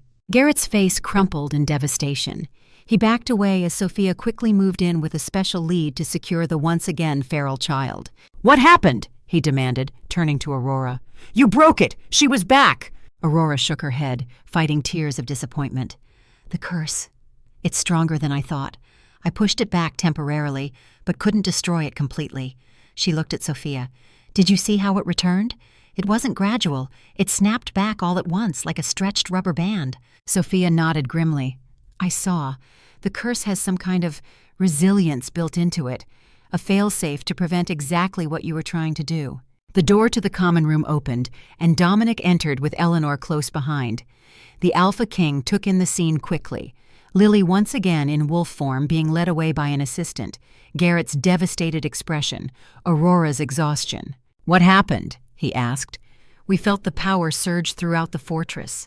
Eleanor rushed to Aurora's side, helping her to a bench along the wall. "You overdid it," she scolded gently. "I can feel how depleted you are." Sophia explained what had occurred: the successful breaking of the curse, Lily's brief return to human form, and the curse's violent reassertion. It was both a success and a failure, she concluded. Aurora proved it's possible to break through, but the curse is designed to regenerate itself. Dominic's golden eyes fixed on Aurora. "But you did break it, even if only temporarily." Aurora nodded wearily. "For about 2 minutes, long enough for Lily to recognize her father, to speak." She looked up at Garrett. "I'm so sorry it didn't last, but now we know it's possible." Garrett's expression was complex, grief and disappointment warring with renewed hope. "You gave me back my daughter, even if only for moments," he said gruffly. "I heard her voice for the first time in months. That's something." Dominic helped Aurora to her feet. "You need to rest and recover your strength. We'll discuss what we learned and plan next steps tomorrow." As they left the children's ward, Aurora leaning heavily on Eleanor's arm, they encountered Magnus waiting in the corridor. The war commander's cold eyes took in Aurora's exhausted state. "I heard what happened," he said. "A temporary success, then failure." "A partial success," Dominic corrected sharply, "and valuable information gathered," Magnus grunted. "Information won't save us if the curse keeps regenerating itself." He looked at Aurora with something that might have been grudging respect. "Still, you did more than I expected, Omega. You proved breaking the curse is possible, even if we don't yet know how to make it permanent." Coming from Magnus, this was high praise indeed. Aurora acknowledged it with a tired nod. Back in her chambers, Aurora collapsed onto a couch while Eleanor prepared a restorative tea using herbs from Aurora's own supplies. "What you did was remarkable," Eleanor said, measuring dried leaves into a pot. "No one has ever broken through the curse before, even temporarily." "But it wasn't enough," Aurora said, frustration evident in her voice. "What good is breaking the curse if it just comes right back?" "It tells us important things about the nature of the curse," Eleanor countered. "It's not just a one-time spell Serena cast and walked away from. She's maintaining it somehow, actively powering it." Aurora considered this. "So to break it permanently, we likely need to deal with Serena herself," Eleanor confirmed. "Cut off the source." The implications were troubling. Aurora had hoped to heal the cursed wolves through her songs alone, but if the curse was being actively maintained by a powerful witch with a grudge, the challenge was far greater than she'd realized. Eleanor brought the tea, which smelled of mint and other more exotic herbs. "Drink this. It will help restore your energy." Aurora sipped the hot liquid gratefully. "The power drain was intense," she admitted. "Even with the pendant regulating the flow, I felt like I was emptying myself completely." "You nearly were," Eleanor said seriously. "That's the danger of Moonsinger magic. It draws directly from your life force. Without training and discipline, it can be fatal." "How do I replenish it?" Aurora asked. "It's not coming back as quickly as it did after yesterday's encounter." "Because you pushed much harder today," Eleanor explained. "Natural recovery takes time. There are ways to accelerate it. Certain foods, meditation techniques, connecting with moonlight." She looked out the window at the sky, where the first stars were appearing as dusk fell. "Tonight is nearly a full moon. That will help." A knock at the door interrupted them. Garrett entered, looking haggard but composed. "I wanted to thank you properly," he said to Aurora. "What you did for Lily, even if it didn't last, it was a miracle. For those few moments, my daughter was herself again." Aurora set aside her tea. "I promise you, Garrett, I won't stop trying until we find a way to make the healing permanent." He nodded, his weathered face solemn. "I believe you, and I want you to know that whatever happens, you have my complete loyalty. There are others in the pack who still doubt, who listen too closely to Magnus's reservations, but they didn't see what I saw today." After Garrett left to resume his guard post outside her door, Aurora turned back to Eleanor. "What did he mean about others in the pack doubting?" Eleanor sighed. "Silver Crown is like any large pack, divided by factions and opinions. Magnus represents the old guard, traditionalists who value physical strength and conventional power. They're skeptical of magical solutions, especially coming from an outside Omega. And Dominic? Where does he stand in these factions?" "Dominic has always walked a middle path," Eleanor said. "He respects tradition, but isn't bound by it. Since becoming king, he's instituted reforms that some conservatives resisted, allowing Omegas more rights, forging alliances with human settlements rather than intimidating them, even appointing me, a female beta, to the council." "Which hasn't made him universally popular," Aurora guessed. "Correct. His strength and leadership skills command respect, but some of the old guard grumble that he's too progressive." Eleanor's expression grew troubled. "And now, with the curse advancing in him, there are whispers about succession." Aurora felt a chill at the implication. Succession? But surely everyone's focus should be on curing the curse, not replacing Dominic. "Should be, yes," Eleanor agreed. "But wolves are practical creatures. If Dominic falls to the curse completely, Silver Crown will need new leadership. Magnus is the most obvious successor, with his military background and strong support among the warriors." The thought of the cold, traditional war commander taking Dominic's place was unsettling. Not that Aurora particularly cared who ruled Silver Crown, she told herself. Once the curse was broken, she'd likely return to her cottage and solitary life. Yet somehow, the idea of leaving didn't hold the same appeal it might have 2 days ago. "I should rest," Aurora said, suddenly overwhelmed by the politics of a pack she barely knew. "Tomorrow I want to try again with another child, implementing what I learned today." Eleanor nodded approval. "A wise approach. Each attempt will teach you more about the curse's structure and how to counter it." She gathered her things to leave. "I'll send food later. Eat well, even if you don't feel hungry. Your body needs fuel to regenerate the power you expended." Left alone, Aurora moved to the window, gazing out at the fortress and the mountains beyond. In the distance, she could see the forest where her cottage waited, probably already being reclaimed by nature. Just 2 days ago, her world had been so small, so contained. Now it encompassed centuries of history, complex pack politics, and the fate of hundreds of cursed wolves. The moon was rising, nearly full as Eleanor had said. Aurora could feel its pull, subtle but definite, like a gentle tide tugging at her inner power. She opened her mother's journal again, searching for instructions on how to properly absorb moonlight to replenish a singer's energy. The knowledge was there, waiting to be unlocked, just as Eleanor had promised. Hours later, after a quiet dinner alone in her chambers, Aurora prepared for the moonlight meditation ritual described in her mother's journal. She changed into a simple white shift and removed all jewelry except the moon pendant, which the journal specified must remain in contact with the skin during the ritual. She arranged cushions by the largest window, positioned to catch the full light of the rising moon. The instructions were specific.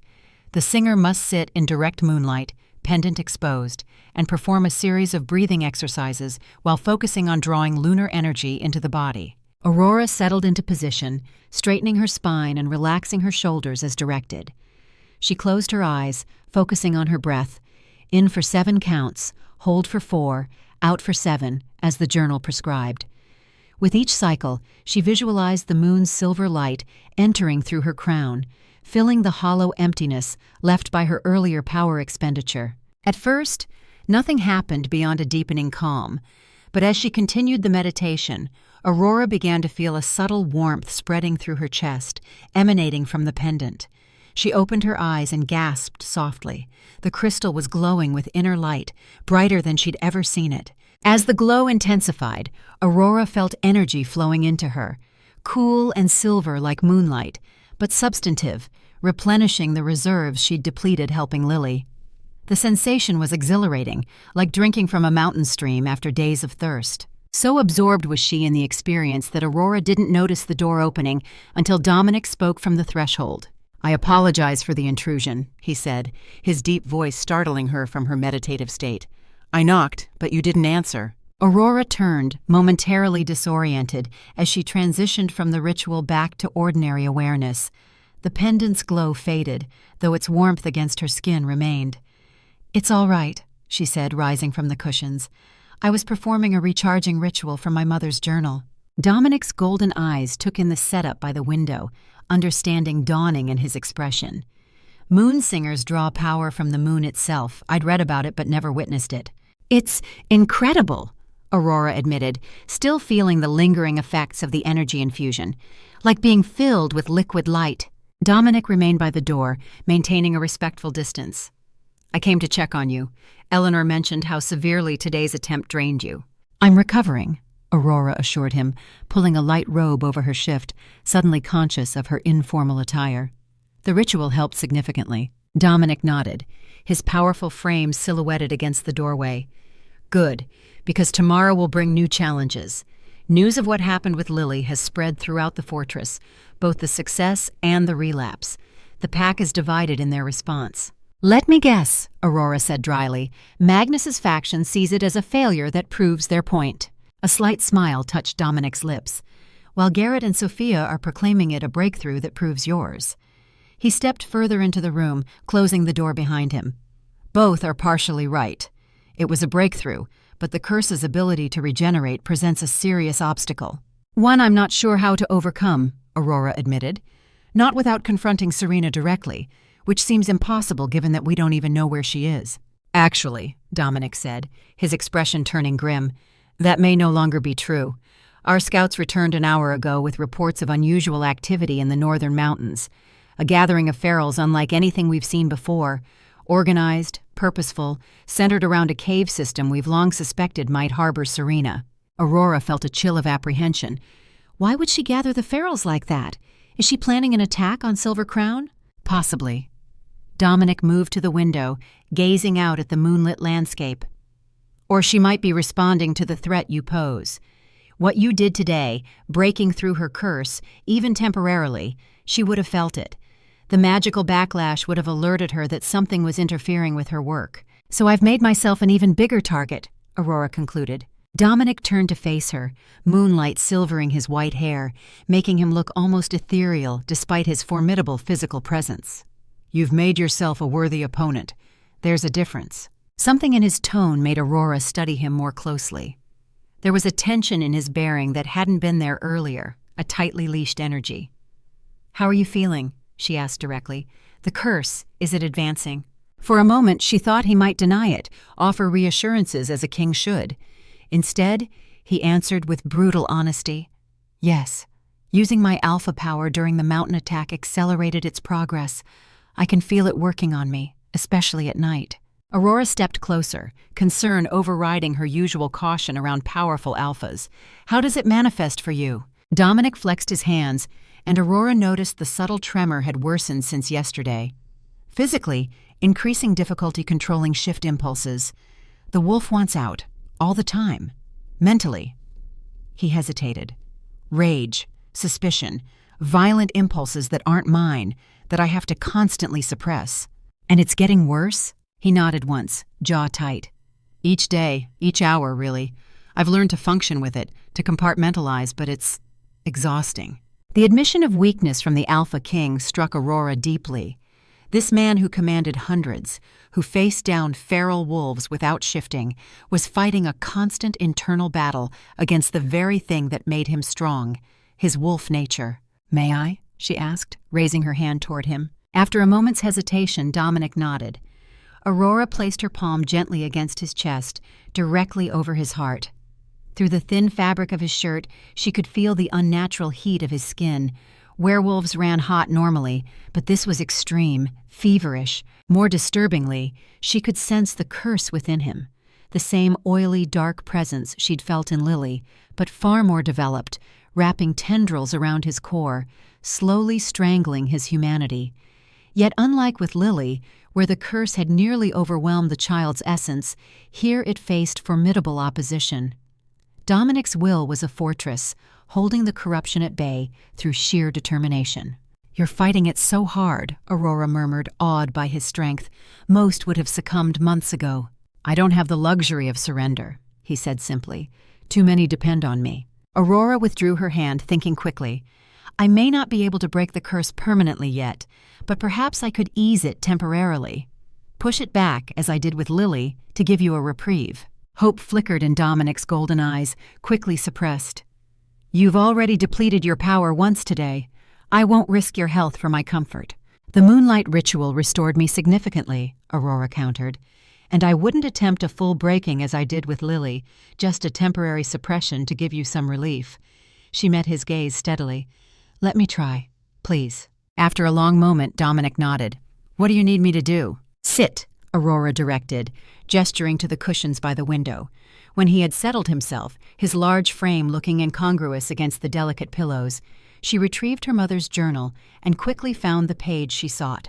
A calming song, designed to soothe raging wolf instincts during difficult full moons. Taking a deep breath, Aurora began to sing. This melody was gentler than the one she'd used with Lily, focused on harmony rather than transformation. She kept her power expenditure carefully controlled, drawing just enough energy to affect the curse without depleting herself again. Dominic's eyes drifted closed as the song washed over him. The tension in his powerful frame gradually eased, the subtle tremor in his hands stilling. Aurora maintained the melody for several minutes, weaving in variations described in the journal for extending duration and deepening effect. When she finally let the song fade, Dominic remained still for several heartbeats, eyes closed, breathing deep and even. Then he opened his eyes, and Aurora gasped softly. The shadow she'd seen lurking behind his golden irises, the hint of red that signaled the curse's influence, was gone. His gaze was clear, bright, completely his own. "The pressure," he murmured, sounding almost stunned. "It's receded, not gone, but pushed back, like a wave drawing away from shore." Aurora smiled, pleased her attempt had worked. "It's temporary," she cautioned. "A few hours at most, based on what happened with Lily. But it should give you some respite." "A few hours of clarity is more than I've had in months," Dominic said, rising smoothly to his feet. The subtle strain that had marked his movements was absent now, his natural grace fully restored. "Thank you, Aurora." The genuine gratitude in his voice made her uncomfortable in a way she couldn't quite define. "It's the least I can do, considering everything you've done for me." Dominic raised an eyebrow. dragging you from your home into the middle of a pack war, placing the burden of an entire kingdom's salvation on your shoulders? I'm not sure that merits gratitude." "You gave me the chance to be more than a hermit hiding in the woods," Aurora said quietly, "to use abilities I didn't even know I had, to actually help people instead of just avoiding them." Something shifted in Dominic's expression, a softening, a warmth that had nothing to do with the fever of the curse. For a moment they simply looked at each other, the air between them charged with unspoken awareness. Then Dominic stepped back, breaking the moment. "I should go. You need rest, and I have a brief window of clearer thinking to use on strategy." He moved toward the door, then paused, looking back at her. "Tomorrow, I'd like you to work with Eleanor on developing more targeted songs, specifically designed to attack the regenerative aspect of the curse. If we can prevent it from reasserting after you break it, then permanent healing becomes possible," Aurora finished. "I'll start first thing in the morning." Dominic nodded approval. "Good night, Aurora of the White Moon. Sleep well." After he left, Aurora returned to the window, gazing out at the nearly full moon. The brief use of power for the calming song hadn't depleted her significantly, and the lingering effects of the moonlight ritual left her feeling more energized than she had all day. Her mind turned over the new information Dominic had shared. Serena gathering ferals in the northern mountains, the curse accelerating in Dominic himself. The pack divided over how to respond to her partial success with Lily. The situation was growing more complex by the hour, the stakes higher than she'd initially understood. This wasn't just about helping a few cursed wolves. It was about preventing the collapse of an entire kingdom, perhaps even the 7 territories beyond it. Aurora touched the moon pendant at her throat, feeling its subtle warmth against her skin. She thought of Lily's brief return to humanity, of the joy on Garrett's face when his daughter recognized him, of the relief in Dominic's eyes when the calming song pushed back the curse temporarily. She hadn't asked for this role, this power, this responsibility. But seeing what she could accomplish, even imperfectly, could she really walk away from it? Return to her isolated cottage and pretend the wider world didn't exist? The answer came with surprising certainty. No. Whether she liked it or not, whether she had chosen it or not, Aurora was committed now. These wolves, Lily, Garrett, even the skeptical Magnus, were becoming her pack in a way the Redwood pack had never been. And pack members protected each other, fought for each other, sacrificed for each other. For the first time since her parents' deaths, Aurora felt something she had almost forgotten: belonging. And with that feeling came determination. She would master these Moonsinger abilities. She would find a way to permanently break Serena's curse. And she would protect this pack that had welcomed her, even if it cost her everything. With that resolution firmly in mind, Aurora returned to her bed, the mother's journal clutched to her chest. Tomorrow would bring new challenges, but also new opportunities to grow into the power that was her birthright. She would be ready. As sleep claimed her, Aurora's dreams were filled with moonlight and music, with golden eyes and silver fur, with a sense of rightness that had eluded her for most of her life. Whatever happened next, she was where she was meant to be. Outside her door, Garrett maintained his vigilant guard, watchful eyes scanning the corridor for threats. Beyond the fortress walls, scouts patrolled the perimeter, alert for signs of feral activity. In his chambers, Dominic pored over maps, planning defenses with a clarity of thought he hadn't experienced in weeks.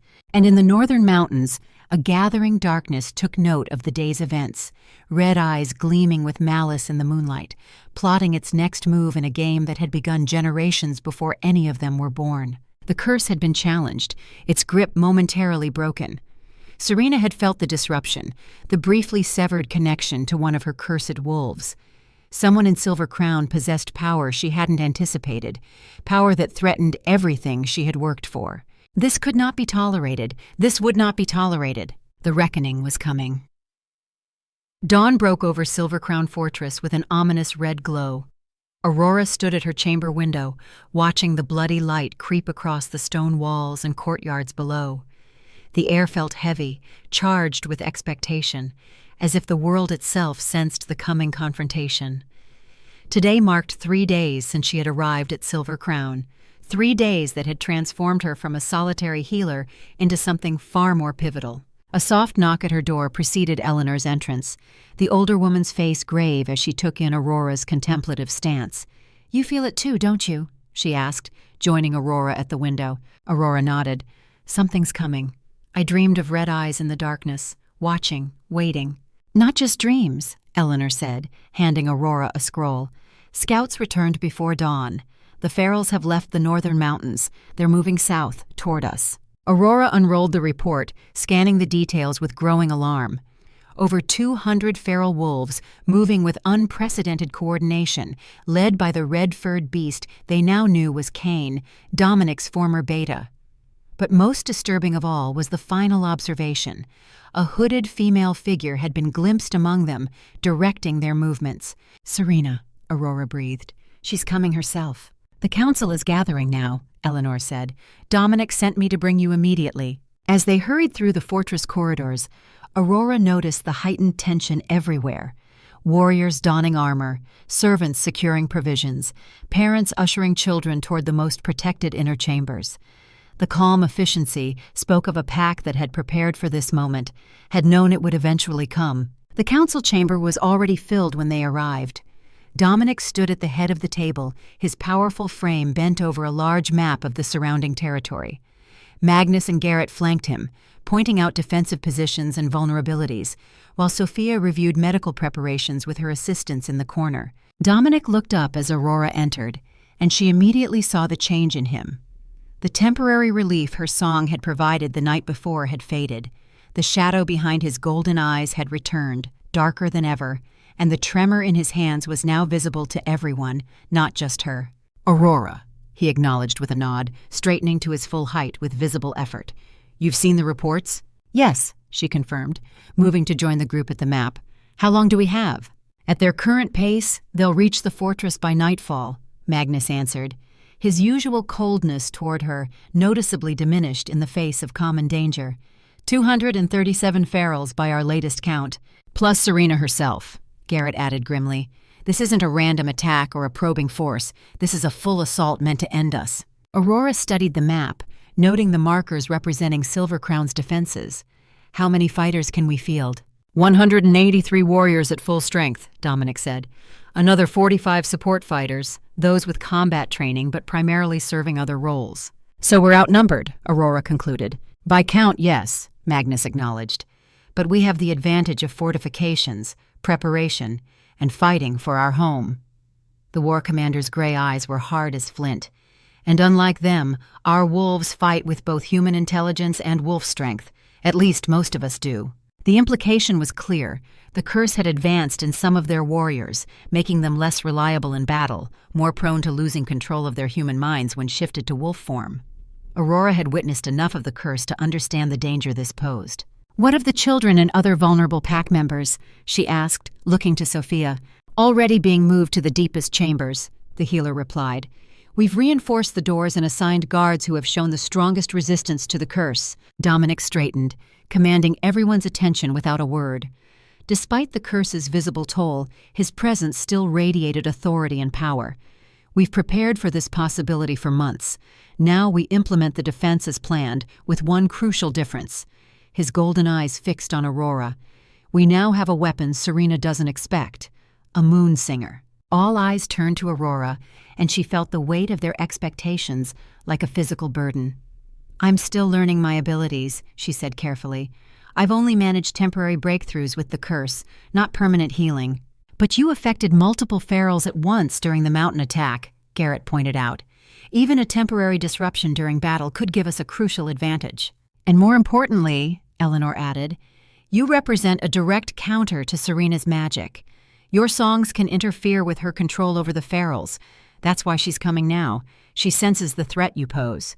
Aurora considered this, remembering how her song had momentarily freed Lily from the curse's grip, how it had temporarily cleared the shadow from Dominic's eyes. Perhaps in battle, even such brief interventions could make a difference.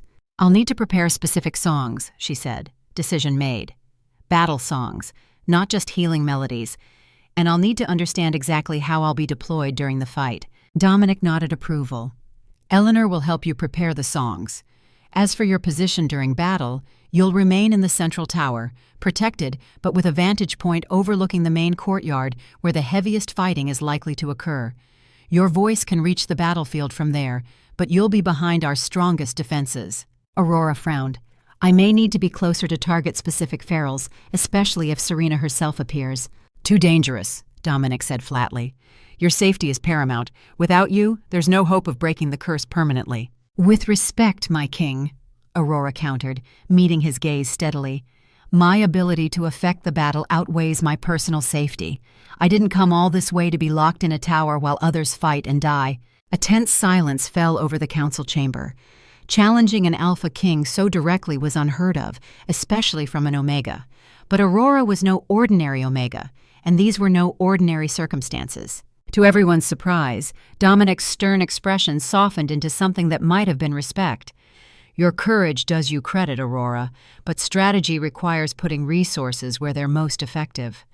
His voice lowered, becoming less the decree of a king and more the concern of a man. "If you fall, our last hope falls with you." Aurora recognized the logic even as she chafed against it. "Then let me at least have the freedom to move if the situation demands it. I'll stay protected but not rigidly confined." After a moment's consideration, Dominic nodded. "Garrett will command your personal guard, 5 of our best warriors whose sole responsibility will be your protection. You'll start in the central tower, but if the battle requires your closer presence, they'll escort you under strict protection." "Thank you," Aurora said simply, knowing she had won as much flexibility as she was likely to get. The meeting continued with detailed battle preparations, positioning of fighters, evacuation routes, medical staging areas. Through it all, Aurora observed Dominic carefully. Though he led with his usual decisive clarity, she could see the immense effort it cost him to maintain control. The curse was advancing rapidly now, accelerated perhaps by the stress and the proximity of so many other cursed wolves. When the council finally adjourned, each member hurrying to oversee their respective preparations, Dominic gestured for Aurora to remain. Once they were alone, he let his rigid posture slacken slightly, revealing more of the strain he was under. "How bad is it?" Aurora asked quietly. Dominic's laugh held no humor. "Bad enough. The wolf wants out, constantly. It takes everything I have to remain in human form, to think clearly." He met her eyes, his golden gaze burning with intensity. "I may not last through the battle, Aurora. If Serena's proximity strengthens the curse, as we suspect it will, you might lose control," she finished for him. "Become like Cain." He nodded once, jaw tight. "Which is why Magnus has contingency orders. If I show signs of turning, he's to get me away from the main battle, by force if necessary. The last thing our fighters need is their Alpha King becoming a weapon for the enemy." The thought of Dominic, proud, powerful Dominic, reduced to a mindless beast filled Aurora with a deep sadness and something more personal, more painful. In just 3 days, he had become important to her in ways she hadn't anticipated. "Last night's song helped you," she said. "I could try again, give you some temporary relief before the battle." Dominic shook his head. "Save your strength. You'll need every ounce of power for the battle itself." He stepped closer, his gaze softening as it held hers. "Aurora, there's something you should know, in case things go badly today." Her heart quickened at his proximity, at the unexpected gentleness in his voice. "What is it?" "When I found references to your bloodline 3 years ago, when I began searching for you, it wasn't just desperation." His voice lowered, becoming more intimate. "There were legends about the White Moon Singers and the Silver Crown Alphas, stories of a special connection, a complementary power. I dismissed them as romantic myths until I found you." Aurora's breath caught. "What kind of connection?" "A soul resonance," he said simply. "A natural harmony between our bloodlines, like 2 halves of a whole. I felt it the moment I saw you standing in your doorway, white hair gleaming in the moonlight, unafraid despite being surrounded by wolves." His hand moved as if to touch her face, then dropped back to his side. "I thought it was just the legends affecting my perception until you sang to me last night, the way your song reached past the curse, directly to my core. That's not just Moonsinger power, Aurora. That's the resonance." Aurora wasn't sure how to respond to this revelation. She'd felt something from the beginning, too, a pull toward this man that defied logic. that had made her leave her safe isolation to follow him into danger. But was it some mystical bloodline connection, or simply human attraction intensified by extraordinary circumstances? "Why tell me this now?" she asked. "Because if I fall today, if I become one of them," his voice roughened with emotion, "I want you to know that my final clear thought will be of you. And if there's any part of me left inside the beast, it will recognize you, remember you." The raw vulnerability in his admission stunned her. This powerful alpha king, who carried the weight of an entire kingdom on his shoulders, was opening his heart to her on what might be the last day of his humanity. Acting on impulse, Aurora reached up and placed her hand against his cheek. His skin burned with unnatural heat from the curse, but he leaned into her touch like a man starved for gentleness. "I won't let you fall," she promised fiercely. "Whatever it takes, whatever power I have to find within myself, I will not let this curse take you, Dominic." Something flickered in his golden eyes, hope perhaps, or wonder at her determination. Then, moving with the fluid grace that even the curse couldn't entirely suppress, he leaned down and pressed his lips to hers. The kiss was gentle, but electric, sending a shock of connection through Aurora's entire body. It lasted only moments before Dominic pulled away, his expression a complex mixture of tenderness and regret. "For luck," he said softly. "Now go prepare your songs, Moonsinger. We have a battle to win." The hours that followed passed in a blur of focused preparation. Eleanor helped Aurora identify and practice specific battle songs from her mother's journal, melodies designed to disrupt hostile magic, to strengthen allies, to temporarily immobilize enemies. Unlike healing songs, which required deep, sustained power, these were shorter, sharper, meant to be deployed rapidly in combat situations. "Your pendant will be crucial today," Eleanor instructed, helping Aurora secure the moonstone on a new, stronger silver chain. "Keep it against your skin at all times. If it's damaged or removed during battle, your power will be dangerously unstable." Aurora nodded, tucking the gleaming stone beneath her clothing. She had exchanged her elegant gown for more practical attire, a fitted tunic and trousers of supple leather, reinforced with light armor at vulnerable points. The outfit allowed freedom of movement while offering some protection, and its dark blue color would help her blend into shadows if necessary. As the day progressed, scouts returned with increasingly urgent reports. The feral force was moving faster than anticipated, driving relentlessly toward Silver Crown. They would arrive before sunset, not after nightfall as initially predicted. Aurora used the remaining time to visit the children's ward one last time. The young ferals, including Lily, had been moved to the most secure chambers deep within the fortress. Though still in wolf form, they were noticeably calmer than usual, sensing perhaps that something momentous was approaching. Standing before Lily's reinforced enclosure, Aurora sang a brief protective melody, not attempting to break the curse this time, but weaving a shield of sorts around the child's essence, a buffer against the influence Serena would likely exert during the coming battle. "I'll come back for you," she promised softly. "When this is over, I'll find a way to bring you home for good." The wolf pup's blue eyes, clearer than usual with less red influence, watched her solemnly, as if understanding the weight of the moment. By late afternoon, Silver Crown Fortress had transformed into a battle-ready stronghold. Warriors in armor patrolled the walls, archers took position at strategic points, and support personnel finalized medical stations and supply caches. The civilians, elders, children, and non-combatants, were secured in the innermost chambers, protected by multiple layers of defense. Aurora was escorted to the central tower by Garrett and her assigned guard detail. From the high window, she had a commanding view of the fortress layout, particularly the main courtyard where Dominic expected the heaviest fighting once the outer walls were breached. "We don't expect to hold the outer walls indefinitely," Garrett explained, pointing out defensive positions. "They're meant to slow and channel the attack, force the ferals into killing zones where our archers and fighters have the advantage. The real stand will be made here, in the inner ward." Aurora studied the battlefield, committing key locations to memory. "And Dominic? Where will he be?" "Leading the main defense force here." Garrett indicated the strongest position overlooking the main gate. "Magnus will command the eastern section. I'll take the western approach after ensuring you're secure." A horn blast from the outer walls interrupted them, the first warning signal. A second blast followed moments later, then a third. 3 blasts, enemy sighted, approaching rapidly, all defenders to final positions. "It's starting," Garrett said grimly, moving to the window. In the fading daylight, they could see movement at the forest edge, shadows detaching from the tree line, hundreds of them, flowing toward the fortress like a dark tide. Aurora felt her heart hammering in her chest, but her hands remained steady as she opened her mother's journal to the pages she had marked. Whatever happened in the coming hours would determine the fate of Silver Crown, of Dominic, of herself. All her practice, all her preparation would now be tested in the crucible of battle. "I need to begin," she said, straightening her spine and centering herself. The first song should be cast before they reach the walls, a disruption melody to weaken Serena's control. Garrett nodded, positioning his fighters at the chamber entrance. "We'll ensure you remain undisturbed. Signal if you need to move positions."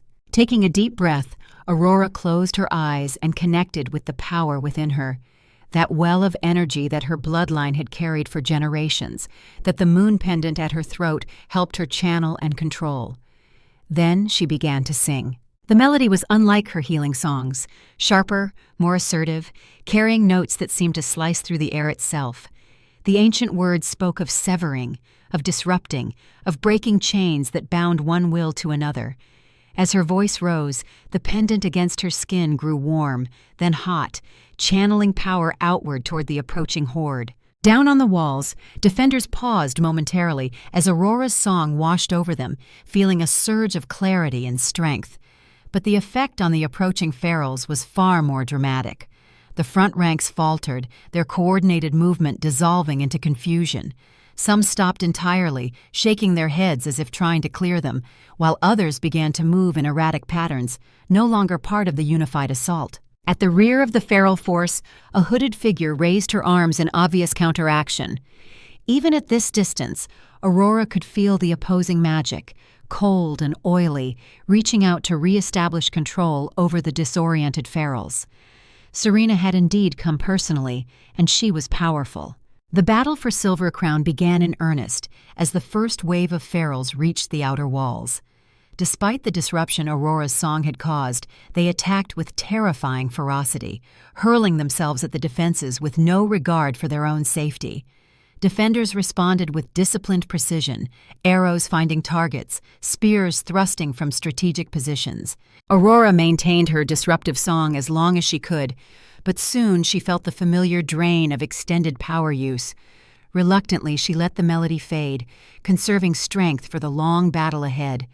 Below, the fighting intensified as more ferals reached the walls, some beginning to scale the stone using claws and brute strength. Through it all, she watched for Dominic. The Alpha King was easy to spot, his silver-white hair gleaming in the fading light as he directed the defense from the wall top, occasionally shifting to wolf form to personally repel attackers at critical points. Even at this distance, Aurora could see the tremendous will it took for him to maintain control, to shift back and forth without succumbing to the curse that sought to consume him. For over an hour, the outer defenses held. Then, with a coordinated surge that suggested Serena had reasserted control, the ferals concentrated their attack on the eastern wall. The structure, weakened by repeated assaults, finally gave way with a thunderous crash. Ferals poured through the breach, only to meet Magnus and his elite fighters in a savage counterattack. "They're inside the outer perimeter," Garrett reported tensely. "The battle will move to the inner ward soon. We should prepare to relocate you if necessary." Aurora nodded, but her attention was fixed on a new development. Among the ferals streaming through the breach was a massive red-furred wolf. Cain, Dominic's former beta, now Serena's primary weapon. And following behind him, moving with unnatural grace, was the hooded figure herself. "Serena has entered the fortress," Aurora said, pointing, "and she's heading toward the eastern sector, toward Magnus." Garrett's expression darkened. "That's not random. She knows our command structure, our defenses. She's targeting our leadership systematically." As if confirming his assessment, the fighting in the eastern sector intensified dramatically. Magnus and his fighters were being pushed back by the combined assault of Cain and the enhanced ferals surrounding him.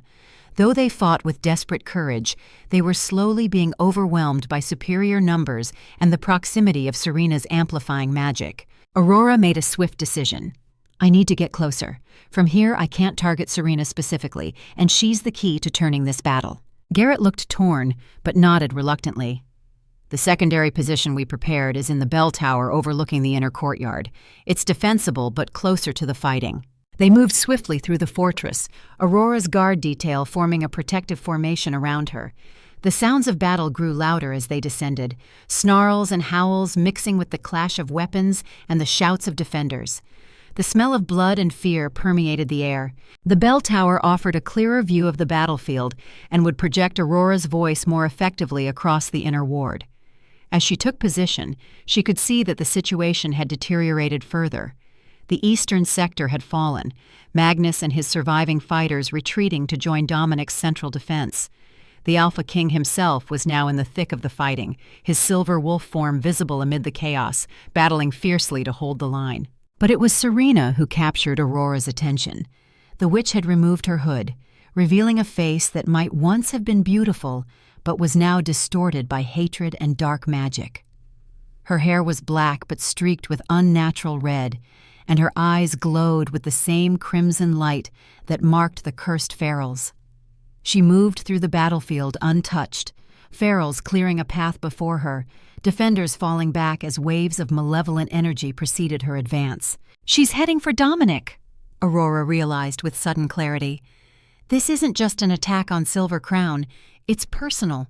She wants to see him fall, to watch him become the very thing he's fought against." Without hesitation, Aurora launched into a new song, a shielding melody designed to protect a specific target. She focused all her will on Dominic, visualizing the song wrapping around him like armor, creating a barrier between his essence and Serena's corrupting influence. The effect was immediate and visible. The aura of darkness that had been closing around Dominic's silver form dissipated, and his movements became more controlled, more powerful.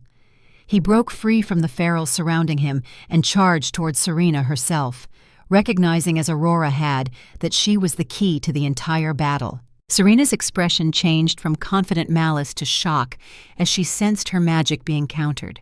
She turned, scanning the fortress until her crimson gaze locked onto the bell tower, onto Aurora. Recognition and hatred flashed across her distorted features. With a gesture, she redirected a group of ferals toward the tower. "She's targeting us," Garrett warned, drawing his sword. "Prepare for direct assault." Aurora didn't falter in her song, maintaining the protective shield around Dominic even as she heard ferals beginning to climb the tower exterior. Her guard took defensive positions, ready to repel the attackers when they reached the top. The first feral burst through the window in an explosion of glass, immediately engaging one of Aurora's guards in savage combat. More followed, threatening to overwhelm the small defensive force. Still, Aurora sang on, knowing that if she broke concentration now, Dominic would be vulnerable to Serena's full power. A particularly large feral broke through the defensive line, lunging directly at Aurora. Garrett intercepted it, taking the full impact of its charge. They tumbled across the floor in a blur of snapping jaws and flashing claws. Aurora's song wavered as she witnessed Garrett's desperate fight, but she forced herself to maintain focus, to keep the melody flowing. Down in the courtyard, Dominic had nearly reached Serena. The witch, realizing her danger, summoned Cain to her side. The massive red wolf interposed himself between Serena and the approaching Alpha King, setting up the confrontation that had been building for 3 years. Pack leader against former beta, king against traitor. Their clash was cataclysmic. The two enormous wolves met with impact that could be heard even above the din of battle, jaws snapping, claws raking, each seeking fatal purchase on the other. They were evenly matched in size and strength, but Cain fought with the mindless ferocity of the curse, while Dominic retained his tactical intelligence thanks to Aurora's protective song. In the tower, the situation grew desperate. 3 of Aurora's guards had fallen, and Garrett himself was badly wounded, though still fighting. The remaining defenders couldn't hold much longer. Aurora knew she had to change tactics, or all would be lost. With a final surge of power directed toward Dominic, she shifted her song abruptly to a new melody, an aggressive, attacking pattern aimed directly at Serena. This was no gentle healing song or protective ward, but a weapon, a spear of sound and will meant to strike at the heart of the curse's creator. The change was dramatic. Aurora's voice seemed to physically manifest in the air, silver notes spiraling down from the tower toward Serena. The witch screamed as the song struck her, her concentration breaking, her control over the ferals momentarily severed. Throughout the battlefield, ferals faltered, their coordinated attacks dissolving into confusion. Some stopped fighting entirely, shaking their heads as if waking from a trance, while others turned on each other, their artificially directed purpose lost. Dominic seized the advantage. Breaking free from his deadlock with Cain, he lunged past the disoriented red wolf directly at Serena. The witch, still reeling from Aurora's sonic attack, barely managed to raise a magical barrier before Dominic struck. The collision of his alpha power against her dark magic created a shockwave that knocked combatants off their feet throughout the courtyard. Aurora poured everything she had into her attacking song, targeting the connection between Serena and her curse, seeking to sever it permanently. The pendant at her throat glowed with blinding intensity, channeling more power than she had ever attempted to control. In the courtyard, Serena fought desperately against the combined assault of Dominic's physical attack and Aurora's magical one. Her barrier cracked, dark energy leaking from the fissures, her face contorted with effort and rage. "You can't break what I've created!" she screamed, voice carrying unnaturally across the battlefield. "The curse is bound to my life force. As long as I live, it remains." The implication was clear. To end the curse permanently, Serena herself would have to die. Aurora faltered momentarily, her song wavering. She was a healer by nature and training, not a killer. Could she really direct her power toward taking a life, even one as corrupted as Serena's? The moment of hesitation nearly proved fatal.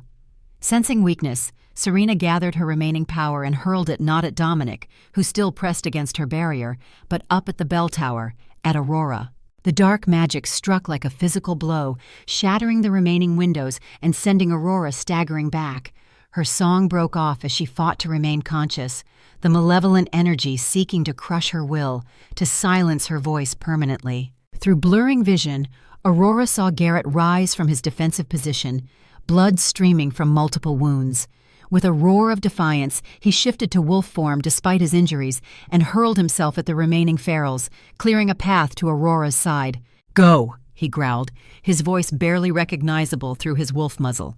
"The main courtyard. You need to be closer to finish this." Aurora knew he was right. The distance was limiting her effectiveness, allowing Serena to split her attention between two threats.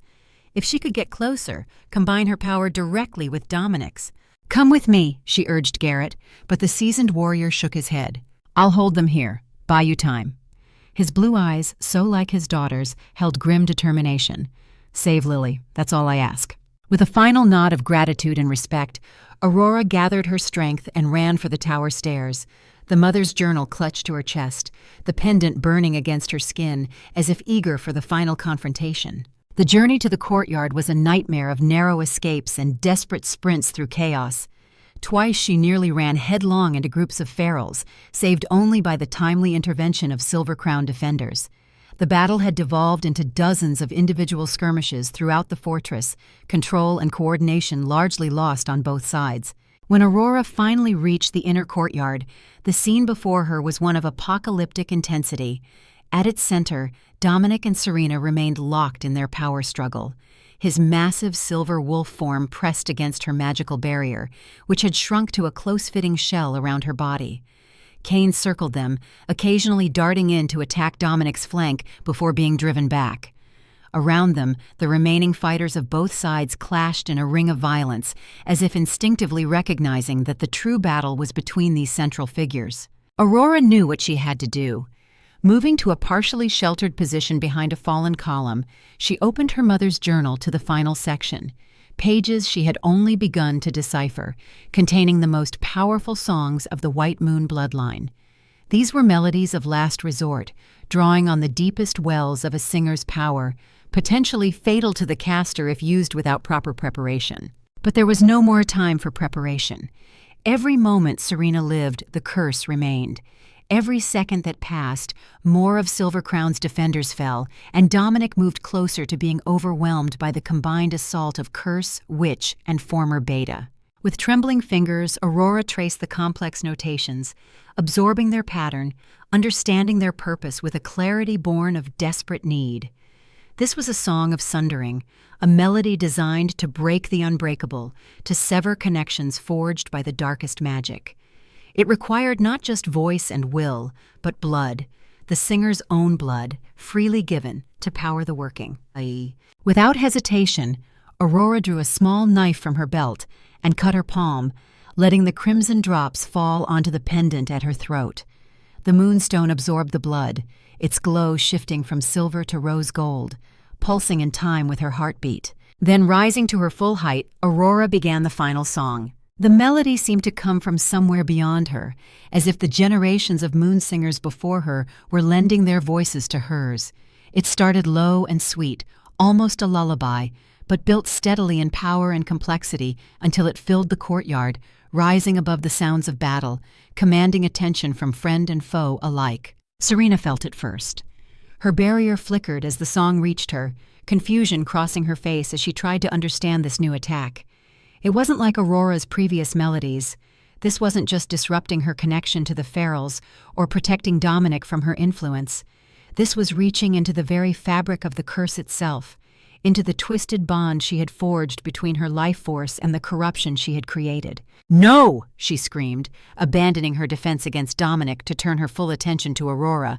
"You don't know what you're doing. Break that bond and you could kill every cursed wolf." But Aurora did know. The song's purpose had become clear to her as she sang. It wouldn't destroy the cursed wolves, but liberate them. It would transform the dark energy of the curse, not annihilate it. Where Serena had bound Wolf to rage, had twisted natural instincts to destruction, Aurora's song would transmute that energy to healing, to balance, to harmony between human and wolf. Dominic, freed from the pressure of Serena's barrier, padded slowly toward Aurora, his golden eyes locked on hers. He understood what was happening, what she was attempting.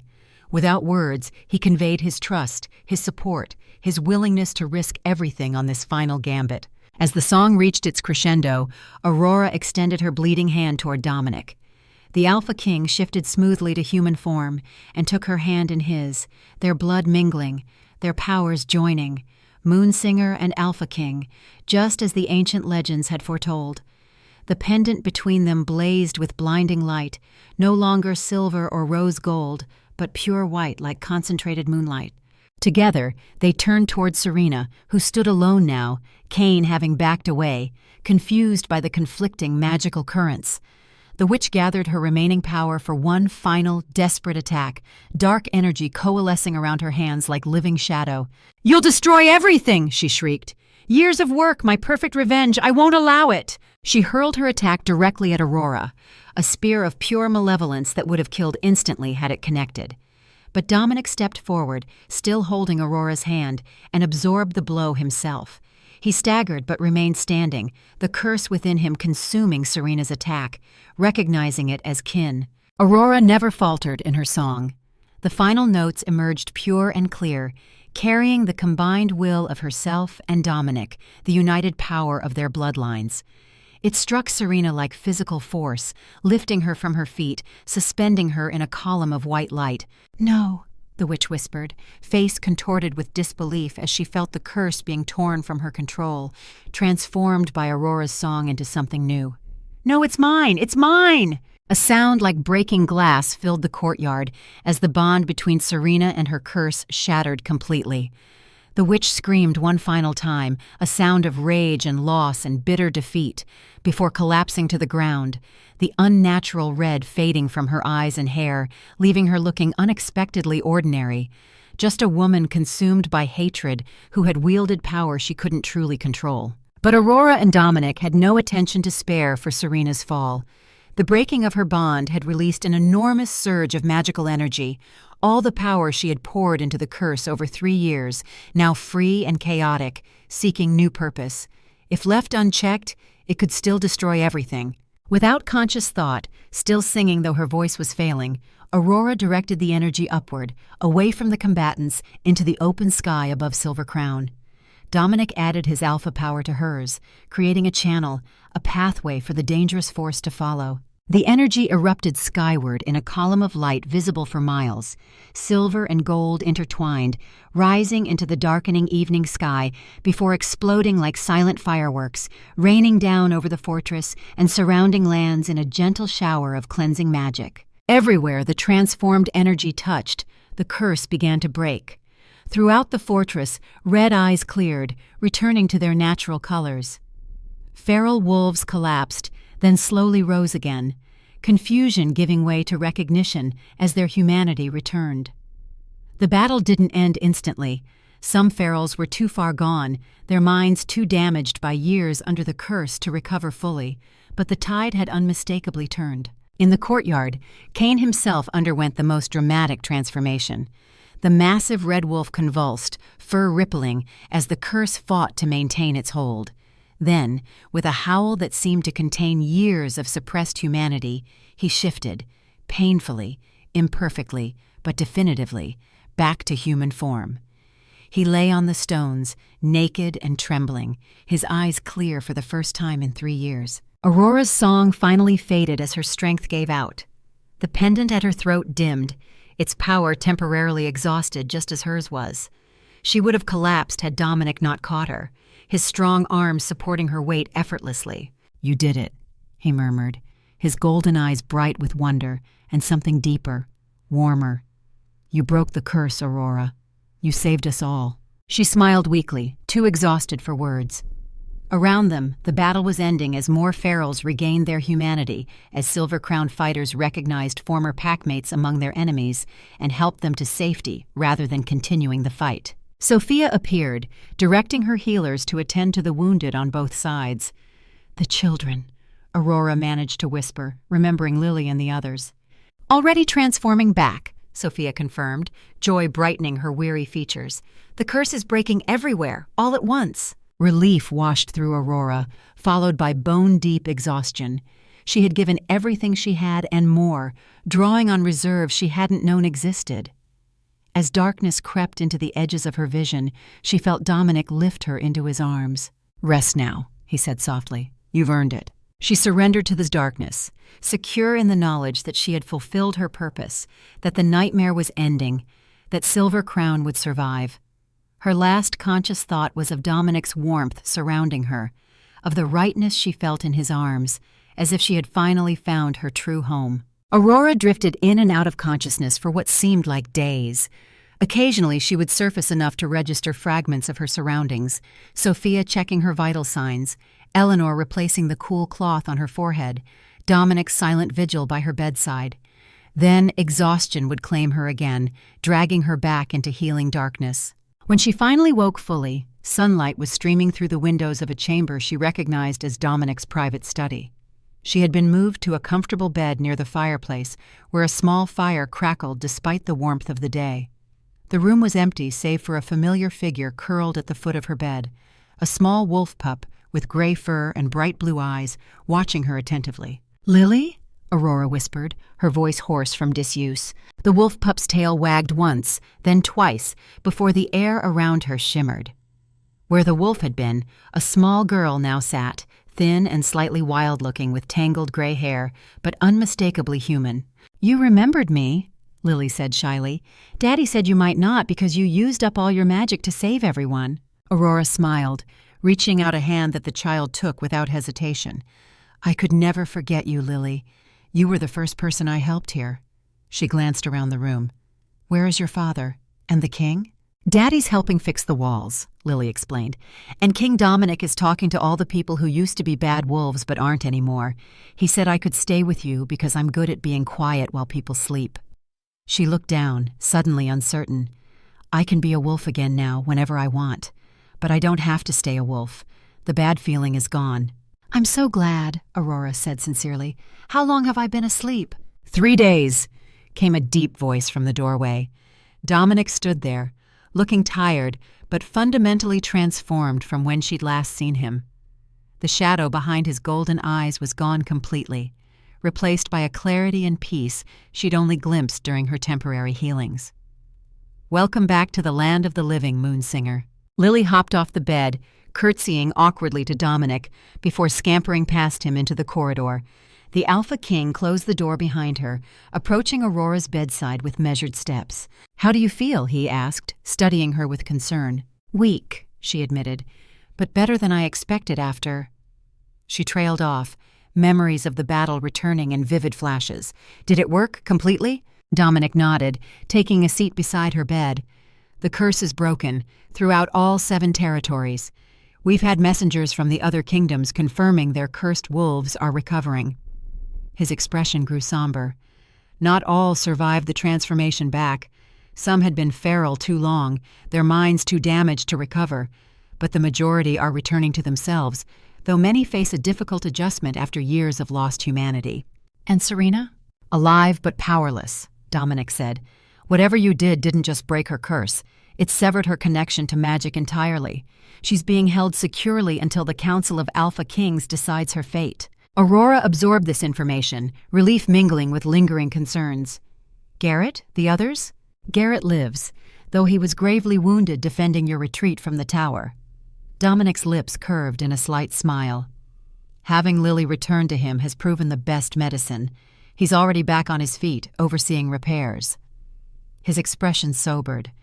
"We lost 67 defenders in the battle, and another 23 have died from their wounds since. But without your intervention, it would have been total annihilation." Aurora closed her eyes briefly, feeling the weight of those losses despite the greater victory. When she opened them again, Dominic had moved closer, his golden gaze intense. "The Council has voted unanimously to offer you permanent residence at Silver Crown," he said formally. "As our official moonsinger, with all rights and privileges of High Pact status. Your service to us cannot be adequately repaid, but we offer what we can." The offer was generous. More than generous. After a lifetime of rejection for her differences, to be not just accepted, but honored for those same qualities was almost overwhelming. Yet Aurora found herself hesitating, remembering her quiet cottage in the forest, the independence she had carved out for herself. "You don't have to answer now," Dominic said, correctly interpreting her silence. "Take time to recover, to consider your options." He paused, then added more quietly, "Although I hope you'll stay for more personal reasons as well." The memory of their kiss before the battle, of his admission about the resonance between their bloodlines, hung in the air between them. Aurora studied him, this powerful, complex man who had searched for her for 3 years, who had fought alongside her against impossible odds, who had trusted her with the fate of his entire kingdom. "What happens now?" she asked simply. "With Silver Crown, with the 7 territories, with us?" "Rebuilding begins," Dominic replied. "Physical structures first, then the harder work of healing psychological wounds, reintegrating those who were feral, strengthening alliances with the other kingdoms." His gaze softened as it held hers. "As for us, that depends entirely on what you want, Aurora." She considered her options carefully. She could return to her solitary life, certainly. The cottage could be rebuilt, her herb garden replanted. She could resume her quiet existence as a healer, helping the occasional villager, living in peaceful isolation. Or she could stay, could build a new life here among these wolves who had accepted her, who valued her gifts rather than feared them.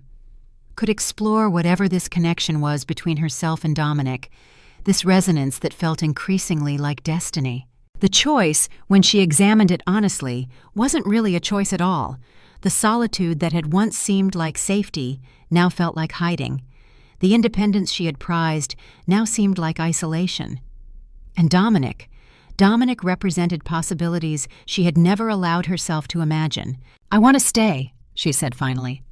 "Not just as Silver Crown's moonsinger, but as myself, as Aurora. To see where this path leads, including—" she met his gaze directly, "including where we lead." The smile that transformed Dominic's features was like sunrise after the longest night, brilliant and full of promise. He took her hand gently, mindful of her still healing cut, and pressed a kiss to her palm. "Then stay," he said simply. "Stay and help us rebuild. Stay and explore this connection between us. Stay and be part of a pack that will value you for exactly who you are." Outside the window, Aurora could see Silver Crown Fortress coming back to life, workers repairing battle damage, children playing in the courtyards, former ferals being welcomed back into the community. This wasn't the life she had planned for herself when she hid away in that forest cottage, but perhaps it was the life she had been meant for all along. "I will," she promised, squeezing Dominic's hand. The pendant at her throat, dormant since the battle, gave a faint, warm pulse against her skin, as if approving her decision, as if recognizing that she had finally found her rightful place in the world. In that moment, with sunlight streaming through the windows and Dominic's golden eyes holding hers, Aurora knew with absolute certainty that she had come home at last.